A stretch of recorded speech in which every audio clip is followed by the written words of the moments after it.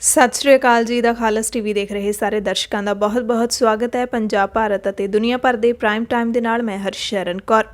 Prime time ਦੇ ਵਿੱਚ ਪਹਿਲਾਂ ਕੱਲ ਦੀ ਪ੍ਰਾਈਮ ਟਾਈਮ ਲੋਕ ਰਾਏ ਦਾ ਨਤੀਜਾ ਜਾਣ ਲੈਂਦੇ ਹਾਂ। ਲੋਕ ਰਾਏ ਸੀ ਕਿ ਕੈਪਟਨ ਅਮਰਿੰਦਰ ਸਿੰਘ ਨੇ ਦਾਅਵਾ ਕੀਤਾ ਹੈ ਕਿ 4 ਸਾਲਾਂ ਵਿੱਚ ਪੰਜਾਬ 'ਚ ਉਹਨਾਂ ਦੀ ਸਰਕਾਰ ਨੇ 85% ਵਾਅਦੇ ਪੂਰੇ ਕਰ ਦਿੱਤੇ ਨੇ।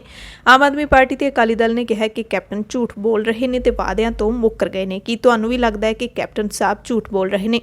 74% ਲੋਕਾਂ ਨੇ ਹਾਂ ਦੇ ਵਿੱਚ ਉੱਤਰ ਦਿੱਤਾ, ਜਿਨ੍ਹਾਂ ਨੂੰ ਲੱਗਦਾ ਹੈ ਕਿ ਕੈਪਟਨ ਅਮਰਿੰਦਰ ਸਿੰਘ ਨੇ 85% ਦਾਅਵੇ ਨਹੀਂ ਪੂਰੇ ਕੀਤੇ, ਜਦਕਿ 26% ਲੋਕ ਸਹਿਮਤ ਨੇ। ਉਹਨਾਂ ਨੂੰ ਲੱਗਦਾ ਹੈ ਕਿ ਮੁੱਖ ਮੰਤਰੀ ਕੈਪਟਨ ਅਮਰਿੰਦਰ ਸਿੰਘ ਨੇ 85% ਵਾਅਦੇ ਆਪਣੇ ਚੋਣ ਮੈਨੀਫੈਸਟੋ ਵਾਲੇ ਪੂਰੇ ਕਰ ਦਿੱਤੇ ਨੇ।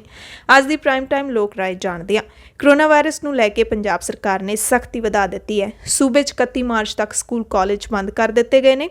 ਐਤਵਾਰ ਨੂੰ ਰੈਸਟੋਰੈਂਟ ਵੀ ਬੰਦ ਕਰਨ ਦਾ ਹੁਕਮ ਦੇ ਦਿੱਤਾ ਹੈ। ਕੀ ਤੁਹਾਨੂੰ ਲੱਗਦਾ ਹੈ ਕਿ ਪੰਜਾਬ 'ਚ ਪਹਿਲਾਂ ਵਾਂਗ ਪੂਰਨ ਲਾਕਡਾਊਨ ਵਰਗੇ ਹਾਲਾਤ ਬਣ ਸਕਦੇ ਨੇ ਆਉਣ ਵਾਲੇ ਦਿਨਾਂ ਦੇ ਵਿੱਚ? ਜੇ ਤੁਸੀਂ ਇਸ ਦੇ ਨਾਲ ਸਹਿਮਤ ਹੋ, ਤੁਹਾਨੂੰ ਲੱਗਦਾ ਹੈ ਕਿ ਪਹਿਲਾਂ ਵਰਗਾ ਲਾਕਡਾਊਨ ਕਦੋਂ ਵੀ ਲੱਗ ਸਕਦਾ ਹੈ, ਤਾਂ ਤੁਸੀਂ ਹਾਂ ਜਾਂ ਯੈਸ ਦੇ ਵਿੱਚ ਉੱਤਰ ਦਿਓ। ਜੇ ਤੁਹਾਨੂੰ ਲੱਗਦਾ ਹੈ ਕਿ ਅਜਿਹਾ ਕੁਝ ਨਹੀਂ ਹੋਣ ਵਾਲਾ, ਤਾਂ ਨਾ ਜਾਂ ਨੋ ਵਿੱਚ ਕਮੈਂਟ ਕਰਿਓ। ਪੰਜਾਬ, ਭਾਰਤ ਅਤੇ ਦੁਨੀਆ ਭਰ ਦੇ ਪ੍ਰਾਈਮ ਟਾਈਮ ਦੇ ਵਿੱਚ ਪਹਿਲਾਂ ਇੱਕ ਨਜ਼ਰ ਹੈਡਲਾਈਨਸ ਤੇ। ਕੋਰੋਨਾ ਵਾਇਰਸ ਕਾਰਨ ਪੰਜਾਬ 'ਚ ਸਖਤੀ ਵਧਾ ਦਿੱਤੀ ਗਈ ਹੈ। ਨਵੇਂ ਨਿਯਮ ਲਾਗੂ ਕਰ ਦਿੱਤੇ ਗਏ ਨੇ। ਵੱਡਾ ਫੈਸਲਾ 31 ਮਾਰਚ ਤੱਕ ਸਕੂਲ ਕਾਲਜ ਬੰਦ ਕੀਤੇ ਜਾਣ ਦਾ ਹੈ। ਮਾਸਕ ਤੋਂ ਬਿਨਾਂ ਜਿਹੜਾ ਵੀ ਪੰਜਾਬੀ ਫੜਿਆ ਗਿਆ ਉਸ ਦਾ ਕੋਰੋਨਾ ਟੈਸਟ ਹੋਏਗਾ। ਪੰਜਾਬ 'ਚ ਕਣਕ ਦੀ ਖਰੀਦ ਹੁਣ 1 ਅਪ੍ਰੈਲ ਤੋਂ ਨਹੀਂ ਬਲਕਿ 10 ਅਪ੍ਰੈਲ ਤੋਂ ਸ਼ੁਰੂ ਹੋਵੇਗੀ। ਹੋਲਾ ਮਹੱਲਾ 'ਚ ਸ਼ਾਮਿਲ ਹੋਣ ਵਾਲੇ ਹਰ ਸ਼ਰਧਾਲੂ ਕੋਲ ਕੋਰੋਨਾ ਦੀ ਨੈਗੇਟਿਵ ਟੈਸਟ ਰਿਪੋਰਟ ਦੇ ਹੁਕਮਾਂ ਤੋਂ ਡੀਸੀ ਪਲਟ ਗਈ ਹੈ ਤੇ ਕਿਹਾ ਕਿ ਸਿਰਫ ਵਿਦੇਸ਼ਾਂ ਤੋਂ ਆਉਣ ਵਾਲੀ ਸੰਗਤ ਕੋਲ ਹੀ ਨੈਗੇਟਿਵ ਰਿਪੋਰਟ ਲਾਜ਼ਮੀ ਹੈ। ਸੰਗਤ ਦੇ ਕੋਰੋਨਾ ਟੈਸਟ ਸੰਬੰਧੀ ਸਰਕਾਰ ਤੇ ਐਸਜੀਪੀਸੀ ਆਮੋ ਸਾਹਮਣੇ ਹੋ ਗਏ ਸੀ, ਉਸ ਤੋਂ ਬਾਅਦ ਇਹ ਬਿਆਨ ਆਇਆ। ਡੇਰਾ ਬਿਆਸ ਨੇ 31 ਮਈ ਤੱਕ ਦੇਸ਼ ਭਰ ਵਿੱਚ ਸਤਸੰਗ ਪ੍ਰੋਗਰਾਮ ਰੱਦ ਕਰ ਦਿੱਤੇ ਨੇ। ਪ੍ਰਕਾਸ਼ ਸਿੰਘ ਬਾਦਲ ਦੇ ਕੋਰੋਨਾ ਪੋਜ਼ਿਟਿਵ ਹੋਣ ਦੀ ਅਫਵਾਹ ਕਿਉਂ ਉੱਡੀ ਹੈ, ਬੁਲੇਟਿਨ 'ਚ ਦੱਸਾਂਗੇ। ਪੁਲਿਸ ਨੇ ਪੰਜਾਬੀ ਗਾਇਕ ਮਾਸਟਰ ਸਲੀਮ ਦਾ ਚਲਾਨ ਕੱਟ ਦਿੱਤਾ ਹੈ ਕਿਉਂਕਿ ਮਾਸਕ ਨਹੀਂ ਪਾਇਆ ਸੀ। ਬੰਗਾ ਦੇ ਵਿੱਚ ਪੁਲਿਸ ਨੇ ਨਾਈਟ ਕਰਫਿਊ ਦੇ ਨਿਯਮਾਂ ਦੀ ਉਲੰਘਣਾ ਕਰਨ ਵਾਲੇ ਇੱਕ ਨੌਜਵਾਨ ਨੂੰ ਕਾਬੂ ਕੀਤਾ ਹੈ, ਪਰਚਾ ਦਰਜ ਕੀਤਾ ਹੈ। ਡਾਕਟਰ ਹਰਸ਼ਵਰਧਨ ਕਹਿ ਰਹੇ ਨੇ ਕਿ ਦੇਸ਼ ਵਾਸੀ ਕੋਵਿਡ ਦੇ ਟੀਕੇ ਬਾਰੇ ਕੋਈ ਵੀ ਭਰਮ ਜਾਂ ਡਰ ਨਾ ਰੱਖਣ, ਟੀਕਾ ਪੂਰੀ ਤਰ੍ਹਾਂ ਸੁਰੱਖਿਅਤ ਹੈ। UN ਨੇ ਕਿਹਾ ਕਿ ਕੋਰੋਨਾ ਵਾਇਰਸ ਮੌਸਮੀ ਬਿਮਾਰੀ ਬਣ ਸਕਦਾ ਹੈ, ਕਈ ਸਾਲਾਂ ਤੱਕ ਇਸ ਦਾ ਖਤਰਾ ਰਹੇਗਾ। ਹਰਿਆਣਾ ਦੇ 8 ਨੌਜਵਾਨਾਂ ਨੇ ਰਾਸ਼ਟਰਪਤੀ ਤੋਂ ਇੱਛਾ ਮੌਤ ਮੰਗੀ ਹੈ। ਮਸਲਾ ਕਿਸਾਨੀ ਦਾ ਹੈ। ਅਮਰੀਕੀ ਸੰਸਦ ਮੈਂਬਰਾਂ ਨੇ ਵੀ ਹੁਣ ਬਰਤਾਨੀਆ ਤੋਂ ਬਾਅਦ ਕਿਸਾਨਾਂ ਤੇ ਪੱਤਰਕਾਰਾਂ ਪ੍ਰਤੀ ਰਵੱਈਏ ਤੇ ਚਿੰਤਾ ਪ੍ਰਗਟਾਈ ਹੈ। ਆਪਣੇ ਮੁਲਕ ਦੇ ਵਿਦੇਸ਼ ਮੰਤਰੀ ਨੂੰ ਭਾਰਤ ਸਰਕਾਰ ਨਾਲ ਗੱਲ ਕਰਨ ਦੀ ਬੇਨਤੀ ਕੀਤੀ ਹੈ ਤੇ ਕਿਸਾਨ ਹੁਣ ਜੇਲ੍ਹ ਭਰੋ ਅੰਦੋਲਨ ਦੀ ਤਿਆਰੀ ਵਿੱਚ ਨੇ। ਅੱਜ ਦਾ ਦਿਨ ਕਿਸਾਨਾਂ ਨੇ ਪੈਪਸੂ ਮੁਜ਼ਾਹਰਾ ਲਹਿਰ ਦੇ ਸ਼ਹੀਦਾਂ ਨੂੰ ਸਮਰਪਿਤ ਕੀਤਾ ਹੈ। ਇਹ ਮੁਜ਼ਾਹਰਾ ਲਹਿਰ ਕੀ ਸੀ ਪੰਜਾਬ ਦੇ ਵਿੱਚ, ਜਿਹਦੇ ਵਿੱਚ ਕਿਸਾਨ ਸ਼ਹੀਦ ਹੋਏ ਸੀ, ਇਹ ਤੁਹਾਨੂੰ ਦੱਸਾਂਗੇ ਵਿਸਥਾਰ ਦੇ ਵਿੱਚ। ਟਿੱਕਰੀ ਬਾਰਡਰ ਤੇ ਸੰਯੁਕਤ ਕਿਸਾਨ ਮੋਰਚੇ ਦੇ ਲੀਡਰਾਂ ਨੇ ਮੁਜ਼ਾਹਰਾ ਲਹਿਰ ਦੇ ਸ਼ਹੀਦਾਂ, ਲੀਡਰਾਂ, ਵਰਕਰਾਂ ਦੇ ਪਰਿਵਾਰਾਂ ਦਾ ਸਨਮਾਨ ਕੀਤਾ। ਉਗਰਾਹਾਂ ਜਥੇਬੰਦੀ ਬਾਰੇ ਇੱਕ ਅਫਵਾਹ ਫੈਲੀ ਹੈ, ਲੀਡਰਾਂ ਨੇ ਸਫਾਈ ਦਿੱਤੀ ਹੈ, ਦੱਸਾਂਗੇ ਕੀ ਹੈ ਪੂਰੀ ਖਬਰ। ਅੱਜ ਕਿਸਾਨਾਂ ਨੇ FCI ਦੇ ਨਵੇਂ ਖਰੀਦ ਨਿਯਮਾਂ ਦੇ ਖਿਲਾਫ ਮੰਡੀਆਂ ਵਿੱਚ ਵੀ ਰੋਸ ਮੁਜ਼ਾਹਰੇ ਕੀਤੇ। ਭਾਰਤ ਦੇ ਪ੍ਰਧਾਨ ਮੰਤਰੀ ਦੇ ਨਾਮ ਚਿੱਠੀਆਂ ਭੇਜਦਿਆਂ FCI ਦੇ ਨਵੇਂ ਦਿਸ਼ਾ ਨਿਰਦੇਸ਼ ਤੁਰੰਤ ਰੱਦ ਕਰਨ ਦੀ ਮੰਗ ਕੀਤੀ। ਨਵੇਂ ਖੇਤੀ ਕਾਨੂੰਨ ਕਿਸਾਨਾਂ ਲਈ ਡੈਥ ਵਾਰੰਟ ਨੇ। 300 ਤੋਂ ਵੱਧ ਕਿਸਾਨ ਮਰ ਚੁੱਕੇ ਨੇ, ਅਖਿਲੇਸ਼ ਯਾਦਵ ਨੇ ਕਿਹਾ। ਮੋਗਾ ਦੇ ਵਿੱਚ 2 ਕੁੜੀਆਂ ਦਾ ਪਿੰਡ ਦੇ ਹੀ ਮੁੰਡੇ ਨੇ ਕਤਲ ਕੀਤਾ ਹੈ। ਕਿਉਂ ਕੀਤਾ ਹੈ, ਇਸ ਬਾਰੇ ਵੀ ਪਰਦਾ ਚੁੱਕਣ ਦੀ ਕੋਸ਼ਿਸ਼ ਕਰਾਂਗੇ। ਅੰਮ੍ਰਿਤਸਰ ਤੋਂ ਵਿਦੇਸ਼ਾਂ ਲਈ ਸਿੱਧੀਆਂ ਉਡਾਣਾਂ ਹੋਰ ਸ਼ੁਰੂ ਹੋਣਗੀਆਂ।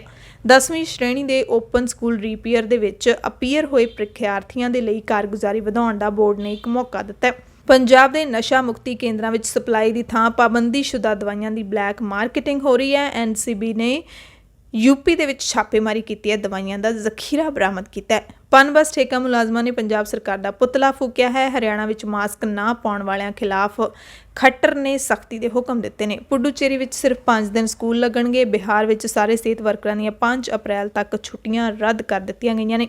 ਫਟੀ ਜੀਨਸ ਦੇ ਬਿਆਨ ਤੇ ਕੁੜੀਆਂ ਨੇ ਉੱਤਰਾਖੰਡ ਦੇ ਮੁੱਖ ਮੰਤਰੀ ਨੂੰ ਧੋ ਕੇ ਰੱਖ ਦਿੱਤਾ ਹੈ। ਸੋਸ਼ਲ ਮੀਡੀਆ ਤੇ ਖਾਸਾ ਵਿਰੋਧ ਹੋ ਰਿਹਾ ਹੈ। ਮੁੱਖ ਮੰਤਰੀ ਨੂੰ ਹੁਣ ਨਸੀਹਤ ਮਿਲ ਰਹੀ ਹੈ ਕਿ ਤੁਹਾਨੂੰ ਫਟੀ ਹੋਈ ਮਾਨਸਿਕਤਾ ਸਿਉਣ ਦੀ ਲੋੜ ਹੈ, ਜਦਕਿ ਮੁੱਖ ਮੰਤਰੀ ਦੀ ਪਤਨੀ ਨੇ ਆਪਣੇ ਪਤੀ ਦਾ ਪੱਖ ਪੂਰਿਆ।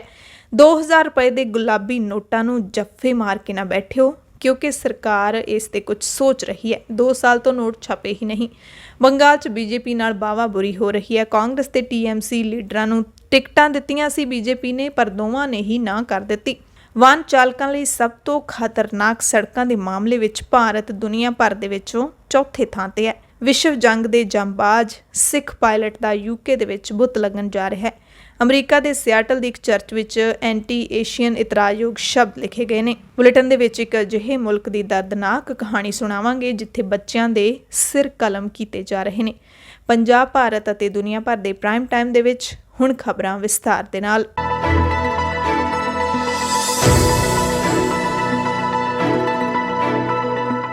ਸਭ ਤੋਂ ਪਹਿਲੀ ਖਬਰ ਬੁਲੇਟਿਨ ਦੇ ਵਿੱਚ ਜੋ ਕਰੋਨਾ ਨੂੰ ਲੈ ਕੇ ਨਵੇਂ ਨਿਯਮ ਪੰਜਾਬ ਸਰਕਾਰ ਨੇ ਬਣਾਏ ਨੇ, ਉਹ ਤੁਹਾਨੂੰ ਦੱਸਾਂਗੇ ਕਿ ਨਿਯਮ ਕਿਹੜੇ-ਕਿਹੜੇ ਬਣਾਏ ਗਏ ਨੇ। ਪੰਜਾਬ ਦੇ ਮੁੱਖ ਮੰਤਰੀ ਕੈਪਟਨ ਅਮਰਿੰਦਰ ਸਿੰਘ ਨੇ ਕੋਵਿਡ-19 ਦੇ ਹਾਲਾਤਾਂ ਨੂੰ ਲੈ ਕੇ ਰਿਵਿਊ ਬੈਠਕ ਕੀਤੀ।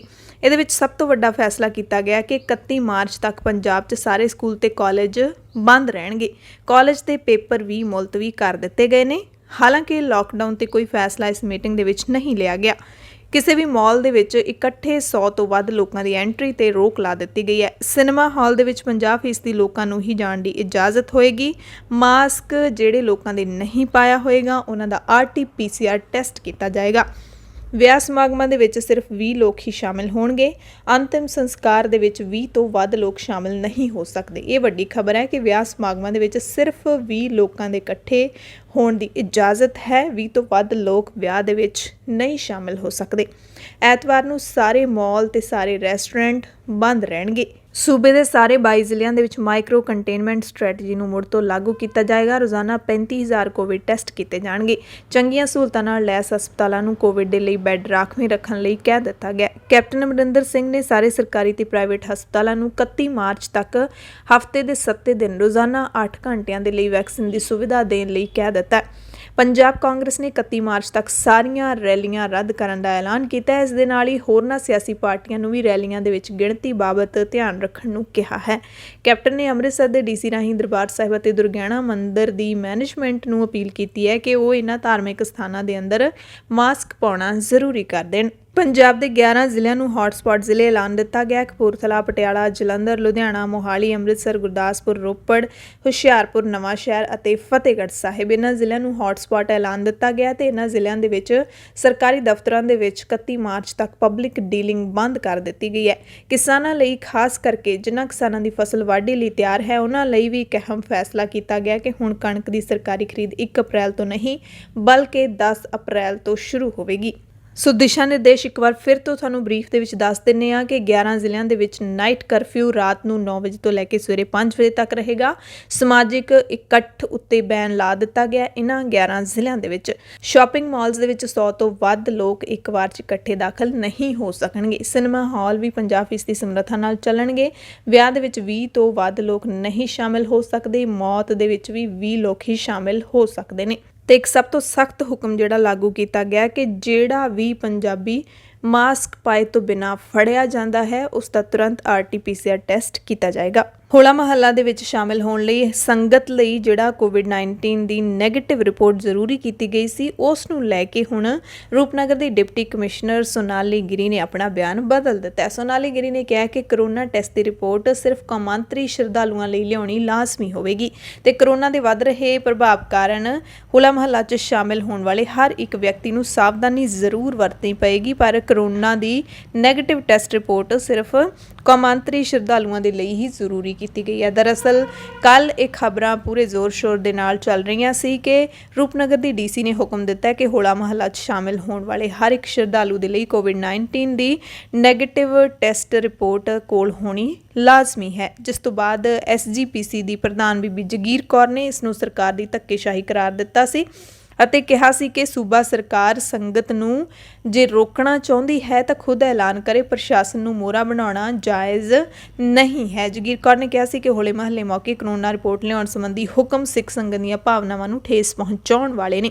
ਉਸ ਤੋਂ ਬਾਅਦ DC ਰੂਪਨਗਰ ਨੇ 18 ਮਾਰਚ ਦੀ ਸ਼ਾਮ ਨੂੰ ਇਹ ਸਪਸ਼ਟ ਕੀਤਾ ਕਿ ਕਰੋਨਾ ਟੈਸਟ ਦੀ ਰਿਪੋਰਟ ਹੈ ਸਿਰਫ ਇੰਟਰਨੈਸ਼ਨਲ ਲੋਕਾਂ ਦੇ ਲਈ ਲਿਆਉਣੀ ਹੀ ਲਾਜ਼ਮੀ ਹੋਏਗੀ ਕਿਉਂਕਿ ਹੋਲਾ ਮਹੱਲਾ ਦੇ ਵਿੱਚ ਵਿਦੇਸ਼ਾਂ ਤੋਂ ਵੀ ਕਾਫੀ ਸੰਗਤ ਆ ਕੇ ਸ਼ਾਮਿਲ ਹੁੰਦੀ ਹੈ। ਕੋਵਿਡ-19 ਦੇ ਰੌਲੇ ਦੇ ਦਰਮਿਆਨ ਡੇਰਾ ਬਿਆਸ ਨੇ ਵੀ ਵੱਡਾ ਫੈਸਲਾ ਦਿੱਤਾ ਹੈ ਕਿ 31 ਮਈ ਤੱਕ ਦੇਸ਼ ਭਰ ਦੇ ਵਿੱਚ ਡੇਰਾ ਬਿਆਸ ਦੇ ਸਤਸੰਗ ਪ੍ਰੋਗਰਾਮ ਰੱਦ ਕਰ ਦਿੱਤੇ ਗਏ ਨੇ। ਕਰੋਨਾ ਕਾਲ ਤੋਂ ਬੰਦ ਚੱਲੇ ਆ ਰਹੇ ਡੇਰੇ ਦੇ ਟਰਸਟ ਵੱਲੋਂ ਮਾਰਚ ਮਹੀਨੇ ਵਿੱਚ ਡੇਰਾ ਖੋਲ੍ਹ ਦਿੱਤੇ ਜਾਣ ਦੀ ਗੱਲ ਕਹੀ ਹੋਈ ਸੀ, ਪਰ ਹੁਣ 31 ਮਈ ਤੱਕ ਮੁੜ ਤੋਂ ਸਾਰੇ ਸਤਸੰਗ ਪ੍ਰੋਗਰਾਮ ਬੰਦ ਕਰਨ ਦਾ ਐਲਾਨ ਕਰ ਦਿੱਤਾ ਗਿਆ। ਡੇਰਾ ਬਿਆਸ ਵੀ ਸੰਗਤ ਤੇ ਸੈਲਾਨੀਆਂ ਲਈ 31 ਮਈ 2021 ਤੱਕ ਬੰਦ ਰਹੇਗਾ। ਸੰਗਤ ਦੇ ਰਹਿਣ ਲਈ ਇੱਥੇ ਕੋਈ ਵੀ ਥਾਂ ਨਹੀਂ ਹੋਵੇਗੀ। ਸ਼੍ਰੋਮਣੀ ਅਕਾਲੀ ਦਲ ਦੇ ਪ੍ਰਧਾਨ ਸੁਖਬੀਰ ਸਿੰਘ ਬਾਦਲ ਦੇ ਕੋਵਿਡ ਪੋਜ਼ਿਟਿਵ ਆਉਣ ਤੋਂ ਬਾਅਦ ਪੰਜਾਬ ਦੇ ਸਾਬਕਾ ਮੁੱਖ ਮੰਤਰੀ ਪ੍ਰਕਾਸ਼ ਸਿੰਘ ਬਾਦਲ ਨੂੰ ਵੀ ਕਰੋਨਾ ਹੋਣ ਦੀਆਂ ਅਫਵਾਹਾਂ ਉੱਡ ਰਹੀਆਂ ਸੀ। ਇਸ ਤੇ ਸ਼੍ਰੋਮਣੀ ਅਕਾਲੀ ਦਲ ਨੇ ਸਪਸ਼ਟੀਕਰਨ ਦਿੱਤਾ ਹੈ। Senior leader doctor Daljit Singh Cheema ਨੇ ਕਿਹਾ ਕਿ ਪੰਜਾਬ ਦੇ ਸਾਬਕਾ ਮੁੱਖ ਮੰਤਰੀ ਪ੍ਰਕਾਸ਼ ਸਿੰਘ ਬਾਦਲ ਦੇ ਕਰੋਨਾ ਪੋਜ਼ਿਟਿਵ ਹੋਣ ਦੀ ਸਿਰਫ ਅਫਵਾਹ ਫੈਲਾਈ ਜਾ ਰਹੀ ਹੈ। ਉਹਨਾਂ ਕਿਹਾ ਕਿ ਪੰਜਾਬ ਦੇ ਸਿਹਤ ਮੰਤਰੀ ਬਲਵੀਰ ਸਿੰਘ ਸਿੱਧੂ ਨੇ ਬਾਦਲ ਦੇ ਕਰੋਨਾ ਪੋਜ਼ਿਟਿਵ ਹੋਣ ਦੀ ਗਲਤ ਖਬਰ ਮੀਡੀਆ ਨੂੰ ਦਿੱਤੀ ਹੈ, ਜਦਕਿ ਪ੍ਰਕਾਸ਼ ਸਿੰਘ ਬਾਦਲ ਦੀ ਕਰੋਨਾ ਰਿਪੋਰਟ ਨੈਗੇਟਿਵ ਆਈ ਹੈ। ਪੰਜਾਬ ਸਰਕਾਰ ਨੂੰ ਇਸ ਬਾਰੇ ਗੰਭੀਰ ਹੋਣਾ ਚਾਹੀਦਾ ਹੈ, ਇਹ ਚੀਮਾ ਨੇ ਸਪਸ਼ਟੀਕਰਨ ਦਿੱਤਾ ਹੈ। ਸਾਬਕਾ ਮੁੱਖ ਮੰਤਰੀ ਪ੍ਰਕਾਸ਼ ਸਿੰਘ ਬਾਦਲ ਰਿਪੋਰਟ ਨੈਗੇਟਿਵ ਆਉਣ ਤੋਂ ਬਾਅਦ ਦਿੱਲੀ ਰਵਾਨਾ ਹੋ ਗਏ ਨੇ, ਕਿਉਂਕਿ ਬਾਦਲ ਵਿੱਚ ਉਹਨਾਂ ਦੇ ਘਰ ਦੇ ਵਿੱਚ 3 ਹੋਰ ਜਿਹੜੇ ਉੱਥੋਂ ਦੇ ਲੋਕ ਹੈਗੇ ਨੇ, 3 ਕਰਮਚਾਰੀ ਨੇ, ਉਹ ਪੋਜ਼ਿਟਿਵ ਪਾਏ ਗਏ ਨੇ, ਜਿਸ ਤੋਂ ਬਾਅਦ ਪ੍ਰਕਾਸ਼ ਸਿੰਘ ਬਾਦਲ ਇਕਾਂਤਵਾਸ ਤਹਿਤ ਇੱਕ ਨਿੱਜੀ ਹੋਟਲ ਦੇ ਵਿੱਚ ਦਿੱਲੀ ਰਹਿਣਗੇ। ਪੰਜਾਬ ਸਰਕਾਰ ਵੀ ਹੁਣ ਕਰੋਨਾ ਨਿਯਮਾਂ ਦੀ ਪਾਲਣਾ ਨਾ ਕਰਨ ਵਾਲੇ ਲੋਕਾਂ ਤੇ ਸਖਤ ਹੋ ਗਈ ਹੈ। ਫਗਵਾੜਾ ਦੇ ਵਿੱਚ ਪੰਜਾਬੀ ਗਾਇਕ ਮਾਸਟਰ ਸਲੀਮ ਦਾ ਪੰਜਾਬ ਪੁਲਿਸ ਨੇ ਚਲਾਨ ਕੱਟਿਆ। ਪੁਲਿਸ ਨੇ ASI ਭਾਰਤ ਭੂਸ਼ਣ ਦੀ ਅਗਵਾਈ ਹੇਠ ਸ਼ੂਗਰ ਮਿਲ ਚੌਂਕ ਚਲਾਏ ਨਾਕੇ ਦੌਰਾਨ ਪੰਜਾਬੀ ਗਾਇਕ ਮਾਸਟਰ ਸਲੀਮ ਦੀ ਗੱਡੀ ਨੂੰ ਰੋਕ ਕੇ ਉਸ 'ਚ ਸਵਾਰ ਵਿਅਕਤੀਆਂ ਦੇ ਮਾਸਕ ਨਾ ਪਾਏ ਹੋਣ ਕਰਕੇ ਚਲਾਨ ਕੱਟਿਆ। ਭੂਸ਼ਣ ਨੇ ਦੱਸਿਆ ਕਿ ਪੁਲਿਸ ਨੇ ਉਹਨਾਂ ਦਾ 1000 ਰੁਪਏ ਦਾ ਚਲਾਨ ਕੱਟਿਆ। ਇਸ ਸੰਬੰਧੀ ਇੱਕ ਵੀਡੀਓ ਵੀ ਵਾਇਰਲ ਹੋ ਰਹੀ ਹੈ। ਵੀਡੀਓ ਵਿੱਚ ਸਲੀਮ ਪੁਲਿਸ ਨੂੰ ਸਫਾਈਆਂ ਦੇ ਰਹੇ ਨੇ, ਪਰ ਪੁਲਿਸ ਨੇ ਉਹਨਾਂ ਦੀ ਇੱਕ ਨਹੀਂ ਸੁਣੀ ਤੇ ਚਲਾਨ ਕੱਟ ਕੇ ਹੱਥ ਵਿੱਚ ਫੜਾ ਦਿੱਤਾ। ਇਸੇ ਤਰ੍ਹਾਂ ਦੀ ਇੱਕ ਖਬਰ ਬੰਗਾ ਤੋਂ ਵੀ ਆਈ ਹੈ। ਥਾਣਾ ਸਿਟੀ ਬੰਗਾ ਪੁਲਿਸ ਨੇ ਕਰਫਿਊ ਨਿਯਮਾਂ ਦੀ ਉਲੰਘਣਾ ਕਰਨ ਵਾਲੇ ਇੱਕ ਵਿਅਕਤੀ ਨੂੰ ਕਾਬੂ ਕਰਕੇ ਉਸ ਦੇ ਖਿਲਾਫ ਮਾਮਲਾ ਦਰਜ ਕੀਤਾ ਹੈ। ਇੱਥੇ ਜਲੰਧਰ ਦੇ ਵਿੱਚ ਰਾਤ ਦਾ ਕਰਫਿਊ ਲੱਗਿਆ ਹੋਇਆ ਹੈ ਤੇ ਜਦੋਂ ਰਾਤ ਨੂੰ ਪੁਲਿਸ ਪਾਰਟੀ ਗਸ਼ਤ ਕਰ ਰਹੀ ਸੀ ਤਾਂ ਉਹਨਾਂ ਨੇ ਬੰਗਾ ਦੇ ਮੁਹੱਲਾ ਸਿੰਧ ਨੇੜੇ ਇੱਕ ਨੌਜਵਾਨ ਨੂੰ ਪੈਦਲ ਆਉਂਦੇ ਦੇਖਿਆ ਤੇ ਜਦੋਂ ਉਹਨੂੰ ਕਰਫਿਊ ਦੌਰਾਨ ਘੁੰਮਣ ਦਾ ਕਾਰਨ ਪੁੱਛਿਆ ਤਾਂ ਨੌਜਵਾਨ ਤਸੱਲੀ ਬਖਸ਼ ਜਵਾਬ ਨਹੀਂ ਦੇ ਸਕਿਆ। ਨੌਜਵਾਨ ਦੀ ਪਛਾਣ ਸਪਨਪ੍ਰੀਤ ਸਿੰਘ ਪੁੱਤਰ ਦੌਲਤ ਸਿੰਘ ਵਾਸੀ ਬੰਗਾ ਵਜੋਂ ਹੋਈ ਹੈ। ਉਸ ਨੂੰ ਅਗਲੀ ਕਾਰਵਾਈ ਲਈ ਥਾਣਾ ਸਿਟੀ ਲਿਆਂਦਾ ਗਿਆ ਤੇ 188 ਧਾਰਾ ਤੇ 269 ਤਹਿਤ ਮਾਮਲਾ ਦਰਜ ਕਰ ਲਿਆ। ਸੋ ਪੰਜਾਬ ਦੇ ਜਿਨ੍ਹਾਂ ਵੀ ਜ਼ਿਲ੍ਹਿਆਂ ਦੇ ਵਿੱਚ ਕਰਫਿਊ ਦਾ ਐਲਾਨ ਕੀਤਾ ਗਿਆ ਹੈ, ਨਾਈਟ ਕਰਫਿਊ ਦਾ, ਉੱਥੋਂ ਦੇ ਲੋਕ ਜ਼ਰਾ ਸਾਵਧਾਨ ਰਹਿਣ। ਰਾਤ ਨੂੰ 9 ਵਜੇ ਤੋਂ ਲੈ ਕੇ ਸਵੇਰੇ 5 ਵਜੇ ਤੱਕ ਬਾਹਰ ਨਾ ਨਿਕਲਣ, ਕਿਉਂਕਿ ਖਾਮਖਾ ਤੁਹਾਨੂੰ ਚਲਾਨ ਵੀ ਭਰਨਾ ਪਵੇਗਾ ਅਤੇ ਪੁਲਿਸ ਕੇਸ ਦਾ ਸਾਹਮਣਾ ਵੀ ਕਰਨਾ ਪਏਗਾ। ਕੇਂਦਰੀ ਸਿਹਤ ਤੇ ਪਰਿਵਾਰ ਭਲਾਈ ਮੰਤਰੀ ਡਾਕਟਰ ਹਰਸ਼ਵਰਧਨ ਨੇ ਲੋਕ ਸਭਾ ਦੇ ਵਿੱਚ ਬਹੁਤ ਸਾਰੇ ਲੋਕਾਂ ਦੇ ਮਨਾਂ ਅੰਦਰ ਕੋਵਿਡ-19 ਟੀਕਿਆਂ ਬਾਰੇ ਖਦਸ਼ਿਆਂ ਨੂੰ ਖਾਰਜ ਕਰਦਿਆਂ ਯਕੀਨ ਦਿਵਾਉਣ ਦੀ ਕੋਸ਼ਿਸ਼ ਕੀਤੀ ਗਈ ਹੈ ਕਿ ਕੋਵਿਡ ਦਾ ਟੀਕਾ ਪੂਰੀ ਤਰ੍ਹਾਂ ਦੇ ਨਾਲ ਸੁਰੱਖਿਅਤ ਹੈ। ਦੇਸ਼ ਵਾਸੀ ਕੋਵਿਡ ਦੇ ਟੀਕੇ ਬਾਰੇ ਆਪਣੇ ਮਨ ਦੇ ਵਿੱਚ ਕੋਈ ਭਰਮ ਨਾ ਰੱਖਣ। ਪ੍ਰਸ਼ਨ ਕਾਲ ਦੌਰਾਨ ਉਹਨਾਂ ਨੇ ਕਿਹਾ ਕਿ ਦੇਸ਼ ਤੇ ਦੁਨੀਆ ਦੇ ਬਹੁਤ ਸਾਰੇ ਲੋਕਾਂ ਨੂੰ ਡਰ ਹੈ ਕਿ ਆਉਣ ਵਾਲੇ ਸਮੇਂ ਵਿੱਚ ਕਰੋਨਾ ਵਿਸ਼ਾਣੂ ਟੀਕਾ ਨੁਕਸਾਨ ਨਹੀਂ ਪਹੁੰਚਾਏਗਾ। ਉਹਨਾਂ ਕਿਹਾ ਕਿ ਭਾਰਤ ਨੇ ਜਿਨ੍ਹਾਂ 2 ਟੀਕਿਆਂ ਨੂੰ ਪ੍ਰਵਾਨਗੀ ਦਿੱਤੀ ਹੈ ਉਹ ਤੈਅ ਮਾਪਦੰਡਾਂ ਉੱਤੇ ਖਰੇ ਉਤਰਦੇ ਨੇ। ਕਾਂਗਰਸ ਦੇ ਸੰਸਦ ਮੈਂਬਰ ਰਵਨੀਤ ਬਿੱਟੂ ਦੇ ਸਵਾਲ ਦੇ ਜਵਾਬ ਦੇ ਵਿੱਚ ਮੰਤਰੀ ਨੇ ਕਿਹਾ ਕਿ ਦੇਸ਼ ਵਾਸੀ ਕੋਵਿਡ ਟੀਕਿਆਂ ਬਾਰੇ ਕਿਸੇ ਵੀ ਤਰ੍ਹਾਂ ਦਾ ਭਰਮ ਨਾ ਰੱਖਣ। ਯੂਨਾਈਟਿਡ ਨੇਸ਼ਨਸ ਨੇ ਵੀ ਇਸ ਦਰਮਿਆਨ ਬਿਆਨ ਦਿੱਤਾ ਹੈ ਕਿ ਕਰੋਨਾ ਵਾਇਰਸ ਮੌਸਮੀ ਬਿਮਾਰੀ ਬਣ ਸਕਦਾ ਹੈ ਤੇ ਕਈ ਸਾਲਾਂ ਤੱਕ ਇਸ ਦਾ ਖਤਰਾ ਬਣਿਆ ਰਹੇਗਾ। ਸੰਯੁਕਤ ਰਾਸ਼ਟਰ ਨੇ ਕਿਹਾ ਹੈ ਕਿ ਕਰੋਨਾ ਵਾਇਰਸ ਜਲਦੀ ਹੀ ਮੌਸਮੀ ਬਿਮਾਰੀ ਦਾ ਰੂਪ ਲੈ ਸਕਦਾ ਹੈ। ਚੀਨ ਵਿੱਚ ਪਹਿਲਾਂ ਕਰੋਨਾ ਕੇਸ ਆਉਣ ਤੋਂ 1 ਸਾਲ ਬਾਅਦ ਵੀ ਵਿਗਿਆਨੀ ਇਸ ਬਿਮਾਰੀ ਦੇ ਰਹੱਸ ਨੂੰ ਹੱਲ ਨਹੀਂ ਕਰ ਸਕੇ। ਦੁਨੀਆ ਭਰ ਦੇ ਵਿੱਚ ਲਗਭਗ 3.25 ਮਿਲੀਅਨ ਲੋਕਾਂ ਦੀ ਮੌਤ ਕਰੋਨਾ ਵਾਇਰਸ ਕਾਰਨ ਹੋ ਚੁੱਕੀ ਹੈ। ਕਰੋਨਾ ਵਾਇਰਸ ਦਾ ਅਧਿਐਨ ਕਰਨ ਵਾਲੇ ਮਾਹਿਰਾਂ ਦੀ ਟੀਮ ਨੇ ਕਰੋਨਾ-19 ਦੇ ਫੈਲਣ ਬਾਰੇ ਜਾਣਕਾਰੀ ਪ੍ਰਾਪਤ ਕਰਨ ਲਈ ਮੌਸਮ ਵਿਗਿਆਨ ਅਤੇ ਹਵਾ ਦੀ ਗੁਣਵੱਤਾ ਦਾ ਅਧਿਐਨ ਕਰਕੇ ਉਹਨਾਂ ਦੇ ਪ੍ਰਭਾਵਾਂ ਬਾਰੇ ਜਾਣਕਾਰੀ ਇਕੱਠੀ ਕਰਨ ਦੀ ਕੋਸ਼ਿਸ਼ ਕੀਤੀ। ਅਧਿਐਨ ਦੇ ਵਿੱਚ ਵਿਗਿਆਨੀਆਂ ਨੇ ਇਹ ਪਾਇਆ ਕਿ ਕਰੋਨਾ ਵਾਇਰਸ ਅਗਲੇ ਕੁਝ ਸਾਲਾਂ ਤੱਕ ਉਸੇ ਤਰ੍ਹਾਂ ਸਾਨੂੰ ਮੌਸਮੀ ਬਿਮਾਰੀ ਵਾਂਗ ਪਰੇਸ਼ਾਨ ਕਰਦਾ ਰਹੇਗਾ ਜਿਸ ਤਰ੍ਹਾਂ ਕੋਈ ਹੋਰ ਫਲੂ ਕਰਦਾ ਹੈ। ਸੰਯੁਕਤ ਰਾਸ਼ਟਰ ਦੇ ਵਿਸ਼ਵ ਮੌਸਮ ਵਿਗਿਆਨ ਜਥੇਬੰਦੀ ਵੱਲੋਂ ਬਣਾਈ ਗਈ 16 ਮੈਂਬਰੀ ਟੀਮ ਨੇ ਕਿਹਾ ਕਿ ਸਾਹ ਦੀ ਲਾਗ ਅਕਸਰ ਮੌਸਮੀ ਹੁੰਦੀ ਹੈ। ਕਰੋਨਾ ਵਾਇਰਸ ਮੌਸਮ ਤੇ ਤਾਪਮਾਨ ਦੇ ਮੁਤਾਬਿਕ ਵੀ ਆਪਣਾ ਪ੍ਰਭਾਵ ਦਿਖਾਏਗਾ। ਬਰਤਾਨੀਆ ਤੋਂ ਬਾਅਦ ਅਮਰੀਕਾ ਦੇ ਸੰਸਦ ਮੈਂਬਰਾਂ ਨੇ ਵੀ ਕਿਸਾਨਾਂ ਅਤੇ ਪੱਤਰਕਾਰਾਂ ਪ੍ਰਤੀ ਰਵੱਈਏ ਤੇ ਚਿੰਤਾ ਪ੍ਰਗਟਾਈ ਹੈ। ਅਮਰੀਕਾ ਦੇ ਵਿੱਚ ਡੈਮੋਕ੍ਰੈਟਿਕ ਪਾਰਟੀ ਦੇ 2 ਪ੍ਰਭਾਵਸ਼ਾਲੀ ਸੰਸਦ ਮੈਂਬਰਾਂ ਨੇ ਵਿਦੇਸ਼ ਮੰਤਰੀ ਐਂਟਨੀ ਬਲਿੰਕਨ ਨੂੰ ਬੇਨਤੀ ਕੀਤੀ ਹੈ ਕਿ ਉਹ ਭਾਰਤ ਵਿੱਚ ਖੇਤੀ ਕਾਨੂੰਨਾਂ ਖਿਲਾਫ ਸ਼ਾਂਤਮਈ ਪ੍ਰਦਰਸ਼ਨ ਕਰ ਰਹੇ ਕਿਸਾਨਾਂ ਅਤੇ ਪੱਤਰਕਾਰਾਂ ਨਾਲ ਕੀਤੇ ਜਾ ਰਹੇ ਵਿਹਾਰ ਦੇ ਮਸਲੇ ਨੂੰ ਚੁੱਕਣ। ਸੰਸਦ ਮੈਂਬਰਾਂ ਨੇ ਹਾਲਾਂਕਿ ਇਹ ਵੀ ਕਿਹਾ ਕਿ ਨਵੇਂ ਖੇਤੀਬਾੜੀ ਕਾਨੂੰਨਾਂ ਉੱਤੇ ਕਿਵੇਂ ਅੱਗੇ ਵਧਣਾ ਹੈ, ਇਸ ਬਾਰੇ ਕੋਈ ਵੀ ਫੈਸਲਾ ਭਾਰਤ ਦੇ ਨਾਗਰਿਕ ਤੇ ਉੱਥੋਂ ਦੀ ਸਰਕਾਰ ਹੀ ਲਵੇਗੀ। ਬਲਿੰਕਨ ਨੂੰ ਭੇਜੀ ਚਿੱਠੀ ਵਿੱਚ ਸੈਨੇਟ ਦੇ ਵਿਦੇਸ਼ੀ ਮਾਮਲਿਆਂ ਨਾਲ ਸੰਬੰਧਿਤ ਕਮੇਟੀ ਦੇ ਚੇਅਰਮੈਨ ਬੌਬ ਮਨੈਂਡੇਜ਼ ਅਤੇ ਸੈਨੇਟ ਦੇ ਬਹੁਗਿਣਤੀ ਨੇਤਾ ਚੱਕ ਸ਼ੂਮਰ ਨੇ ਬਾਈਡਨ ਪ੍ਰਸ਼ਾਸਨ ਨੂੰ ਭਾਰਤ ਵਿੱਚ ਕਿਸਾਨਾਂ ਨਾਲ ਹੋ ਰਹੇ ਵਿਹਾਰ ਦੇ ਮਸਲੇ ਤੇ ਪ੍ਰਧਾਨ ਮੰਤਰੀ ਨਰਿੰਦਰ ਮੋਦੀ ਦੀ ਸਰਕਾਰ ਨਾਲ ਗੱਲਬਾਤ ਕਰਨ ਦੀ ਬੇਨਤੀ ਕੀਤੀ। ਉਨ੍ਹਾਂ ਕਿਹਾ ਕਿ ਕਿਸਾਨ ਨਵੇਂ ਖੇਤੀਬਾੜੀ ਕਾਨੂੰਨਾਂ ਵਿਰੁੱਧ ਸ਼ਾਂਤਮਈ ਪ੍ਰਦਰਸ਼ਨ ਕਰ ਰਹੇ ਨੇ। ਚਿੱਠੀ ਵਿੱਚ ਉਹਨਾਂ ਨੇ ਲਿਖਿਆ ਕਿ ਭਾਰਤ ਅਮਰੀਕਾ ਦਾ ਲੰਬੇ ਸਮੇਂ ਤੋਂ ਰਣਨੀਤਿਕ ਭਾਈਵਾਲ ਹੈ। ਇਹਨਾਂ ਮਜ਼ਬੂਤ ਸੰਬੰਧਾਂ ਕਾਰਨ ਅਸੀਂ ਭਾਰਤ ਸਰਕਾਰ ਵੱਲੋਂ ਕਿਸਾਨੀ ਮੁਜ਼ਾਹਰਿਆਂ ਪ੍ਰਤੀ ਅਪਣਾਏ ਜਾ ਰਹੇ ਰਵੱਈਏ ਤੋਂ ਚਿੰਤਤ ਹਾਂ। ਅਮਰੀਕੀ ਰਾਸ਼ਟਰਪਤੀ ਆਪਣੇ ਭਾਰਤੀ ਲੀਡਰਾਂ ਨਾਲ ਗੱਲਬਾਤ ਦੌਰਾਨ ਬੋਲਣ ਦੀ ਆਜ਼ਾਦੀ ਅਤੇ ਸ਼ਾਂਤਮਈ ਪ੍ਰਦਰਸ਼ਨ ਦੇ ਅਧਿਕਾਰ ਦੀ ਮਹੱਤਤਾ ਦਾ ਮਸਲਾ ਚੁੱਕਣ ਅਤੇ ਯਕੀਨੀ ਬਣਾਉਣ ਕਿ ਦੇਸ਼ ਦਾ ਵਿਦੇਸ਼ ਮੰਤਰਾਲਾ ਵੀ ਇਹ ਮਸਲਾ ਚੁੱਕੇ। ਦੋਵਾਂ ਨੇ ਕਿਹਾ ਕਿ ਭਾਰਤ ਦੀ ਸਰਕਾਰ ਨੇ ਪ੍ਰਦਰਸ਼ਨ ਵਾਲੇ ਸਥਾਨਾਂ ਦੇ ਉੱਤੇ ਇੰਟਰਨੈਟ, ਪਾਣੀ ਤੇ ਬਿਜਲੀ ਬੰਦ ਕਰਨ ਦੇ ਹੁਕਮ ਦਿੱਤੇ ਅਤੇ ਪ੍ਰਦਰਸ਼ਨ ਬਾਰੇ ਰਿਪੋਰਟਿੰਗ ਕਰਨ ਵਾਲੇ ਪੱਤਰਕਾਰਾਂ ਦੇ ਕੰਮ ਵਿੱਚ ਵੀ ਅੜਿੱਕੇ ਪਾਏ। ਕਿਸਾਨ ਸੰਘਰਸ਼ ਦਰਮਿਆਨ ਹਰਿਆਣੇ ਤੋਂ ਇੱਕ ਹੋਰ ਵੱਡੀ ਖਬਰ ਆ ਰਹੀ ਹੈ, ਜਿੱਥੇ ਹਰਿਆਣੇ ਦੇ 8 ਨੌਜਵਾਨਾਂ ਨੇ ਰਾਸ਼ਟਰਪਤੀ ਤੋਂ ਇੱਛਾ ਮੌਤ ਮੰਗੀ ਹੈ। ਕਿਸਾਨੀ ਅੰਦੋਲਨ ਦੇ ਸਮਰਥਨ ਵਿੱਚ ਹਿਸਾਰ ਜ਼ਿਲ੍ਹੇ ਦੇ 8 ਨੌਜਵਾਨਾਂ ਨੇ ਡਿਪਟੀ ਕਮਿਸ਼ਨਰ ਰਾਹੀਂ ਰਾਸ਼ਟਰਪਤੀ ਤੋਂ ਇੱਛਾ ਮੌਤ ਮੰਗੀ ਹੈ। ਇਹ ਸਾਰੇ ਨੌਜਵਾਨ 31 ਮਾਰਚ ਤੱਕ ਖੇਤੀ ਚੋਪਟਾ ਵਿੱਚ ਸ਼ਾਂਤਪੂਰਨ ਧਰਨਾ ਵੀ ਦੇਣਗੇ। ਇਹਨਾਂ ਦਾ ਧਰਨਾ 19 ਮਾਰਚ ਤੋਂ ਸ਼ੁਰੂ ਹੋ ਚੁੱਕਿਆ ਹੈ। ਕਾਪੜੋਂ ਨਿਵਾਸੀ ਸੰਜੇ ਗੋਇਤ, ਆਨੰਦ, ਜਤਿੰਦਰ, ਰਵੀ, ਸ਼ਮਸ਼ੇਰ, ਰਾਖੀ, ਅਜੈ ਤੇ ਮਾਜਰਾ ਨਿਵਾਸੀ ਸੋਨੂ ਨੇ ਹਿਸਾਰ ਦੇ ਡਿਪਟੀ ਕਮਿਸ਼ਨਰ ਨੂੰ ਚਿੱਠੀ ਲਿਖ ਕੇ ਮੰਗ ਕੀਤੀ ਹੈ ਕਿ ਕਿਸਾਨ ਪਿਛਲੇ ਕਈ ਮਹੀਨਿਆਂ ਤੋਂ ਧਰਨੇ ਤੇ ਬੈਠੇ ਨੇ, ਪਰ ਸਰਕਾਰ ਦਾ ਰਵੱਈਆ ਕਿਸਾਨਾਂ ਪ੍ਰਤੀ ਸਹੀ ਨਹੀਂ ਹੈ। ਅਸੀਂ ਇਸ ਤੋਂ ਦੁਖੀ ਹਾਂ। ਨੌਜਵਾਨਾਂ ਨੇ ਕਿਹਾ ਕਿ ਕਿਸਾਨਾਂ ਨੂੰ ਅੱਤਵਾਦੀ ਵੀ ਕਿਹਾ ਜਾ ਰਿਹਾ ਹੈ, ਜਿਸ ਕਾਰਨ ਸਰਕਾਰ ਤੋਂ ਦੁਖੀ ਹੋ ਕੇ ਅਸੀਂ ਇੱਛਾ ਮੌਤ ਦੀ ਮੰਗ ਕਰ ਰਹੇ ਹਾਂ। ਸਾਰੇ ਨੌਜਵਾਨਾਂ ਨੇ ਜ਼ਿਲ੍ਹਾ ਡਿਪਟੀ ਕਮਿਸ਼ਨਰ ਨੂੰ ਚਿੱਠੀ ਸੌਂਪੀ ਹੈ ਤੇ ਇੱਕ ਅਲਟੀਮੇਟਮ ਵੀ ਦਿੱਤਾ ਹੈ ਕਿ ਜੇ 12 ਦਿਨਾਂ ਬਾਅਦ ਵੀ ਇਸ ਚਿੱਠੀ ਰਾਹੀਂ ਕੋਈ ਹੁੰਗਾਰਾ ਸਾਨੂੰ ਨਾ ਮਿਲਿਆ ਤਾਂ ਜ਼ਿਲ੍ਹਾ ਡਿਪਟੀ ਕਮਿਸ਼ਨਰ ਦੀ ਮਨਜ਼ੂਰੀ ਅਸੀਂ ਮੰਗਾਂਗੇ ਅਤੇ ਇੱਛਾ ਮੌਤ ਲਵਾਂਗੇ। ਸਾਰੇ ਨੌਜਵਾਨ 19 ਮਾਰਚ ਤੋਂ ਖੇੜੀ ਚੌਪਟਾ ਵਿਖੇ ਸ਼ਾਂਤਮਈ ਧਰਨੇ ਤੇ ਬੈਠ ਗਏ ਨੇ। ਉਹਨਾਂ ਕਿਹਾ ਕਿ ਜੇ ਪ੍ਰਸ਼ਾਸਨ ਸਾਨੂੰ ਕਿਸੇ ਵੀ ਤਰ੍ਹਾਂ ਦੀ ਮਾਨਸਿਕ ਪਰੇਸ਼ਾਨੀ ਦੇਣ ਦੀ ਕੋਸ਼ਿਸ਼ ਕਰੇਗਾ ਜਾਂ ਸਾਡੇ ਨਾਲ ਧੱਕਾ ਕਰੇਗਾ ਤਾਂ ਉਸ ਤੋਂ ਬਾਅਦ ਜੇ ਸਾਡਾ ਕੋਈ ਸਾਥੀ ਗਲਤ ਕਦਮ ਚੁੱਕਦਾ ਹੈ ਤਾਂ ਇਸ ਦੀ ਜ਼ਿੰਮੇਵਾਰੀ ਪ੍ਰਸ਼ਾਸਨ ਦੀ ਹੋਵੇਗੀ। ਕਿਸਾਨ ਹੁਣ ਜੇਲ੍ਹ ਭਰੋ ਅੰਦੋਲਨ ਦੀ ਤਿਆਰੀ ਦੇ ਵਿੱਚ ਨੇ। ਖੇਤੀ ਕਾਨੂੰਨ ਰੱਦ ਕਰਵਾਉਣ ਦੇ ਲਈ ਜੇਲ੍ਹਾਂ ਭਰਨੀਆਂ ਪੈ ਸਕਦੀਆਂ ਨੇ। ਇਹ ਸੰਕੇਤ ਕਿਸਾਨ ਲੀਡਰ ਜਗਜੀਤ ਸਿੰਘ ਡੱਲੇਵਾਲ ਨੇ ਦੇ ਦਿੱਤੇ ਨੇ। ਜਗਜੀਤ ਸਿੰਘ ਡੱਲੇਵਾਲ ਨੇ ਕਿਸਾਨਾਂ ਦੇ ਇੱਕ ਭਰਵੇਂ ਇਕੱਠ ਨੂੰ ਸੰਬੋਧਨ ਕਰਦਿਆਂ ਇਹ ਕਿਹਾ ਹੈ ਕਿ ਇੱਕ ਪਾਸੇ ਕੇਂਦਰ ਸਰਕਾਰ ਦੇ ਮੰਤਰੀ ਕਾਲੇ ਕਾਨੂੰਨਾਂ ਵਿੱਚ ਲੋੜੀਂਦੀਆਂ ਸੋਧਾਂ ਕਰਨ ਦੇ ਭਰੋਸੇ ਦੇ ਰਹੇ ਨੇ, ਦੂਜੇ ਪਾਸੇ ਸਾਡੇ ਕਿਸਾਨ ਵਰਕਰਾਂ ਖਿਲਾਫ ਮੁਕੱਦਮੇ ਦਰਜ ਕਰਨ ਦੀਆਂ ਧਮਕੀਆਂ ਦੇ ਰਹੇ ਨੇ। ਕਿਸਾਨ ਲੀਡਰ ਨੇ ਕਿਹਾ ਕਿ ਅਜਿਹੀ ਸਥਿਤੀ ਵਿੱਚ ਸਾਡੇ ਕੋਲ ਜੇਲ੍ਹਾਂ ਭਰਨ ਤੋਂ ਬਿਨਾਂ ਹੋਰ ਕੋਈ ਵੀ ਚਾਰਾ ਨਹੀਂ ਰਹਿ ਜਾਣਾ। ਇਸ ਕਰਕੇ ਕਿਸਾਨਾਂ ਨੂੰ ਲੰਬੇ ਸਮੇਂ ਤੱਕ ਸੰਘਰਸ਼ ਕਰਦੇ ਰਹਿਣ ਲਈ ਤਿਆਰ ਹੋਣਾ ਚਾਹੀਦਾ ਹੈ। ਸਮਾਜਵਾਦੀ ਪਾਰਟੀ ਦੇ ਮੁਖੀ ਤੇ ਉੱਤਰ ਪ੍ਰਦੇਸ਼ ਦੇ ਸਾਬਕਾ ਮੁੱਖ ਮੰਤਰੀ ਅਖਿਲੇਸ਼ ਯਾਦਵ ਨੇ ਕਿਹਾ ਕਿ ਕੇਂਦਰ ਸਰਕਾਰ ਦੇ 3 ਨਵੇਂ ਖੇਤੀ ਕਾਨੂੰਨ ਕਿਸਾਨਾਂ ਦੇ ਲਈ ਡੈਥ ਵਾਰੰਟ ਸਾਬਿਤ ਹੋ ਰਹੇ ਨੇ।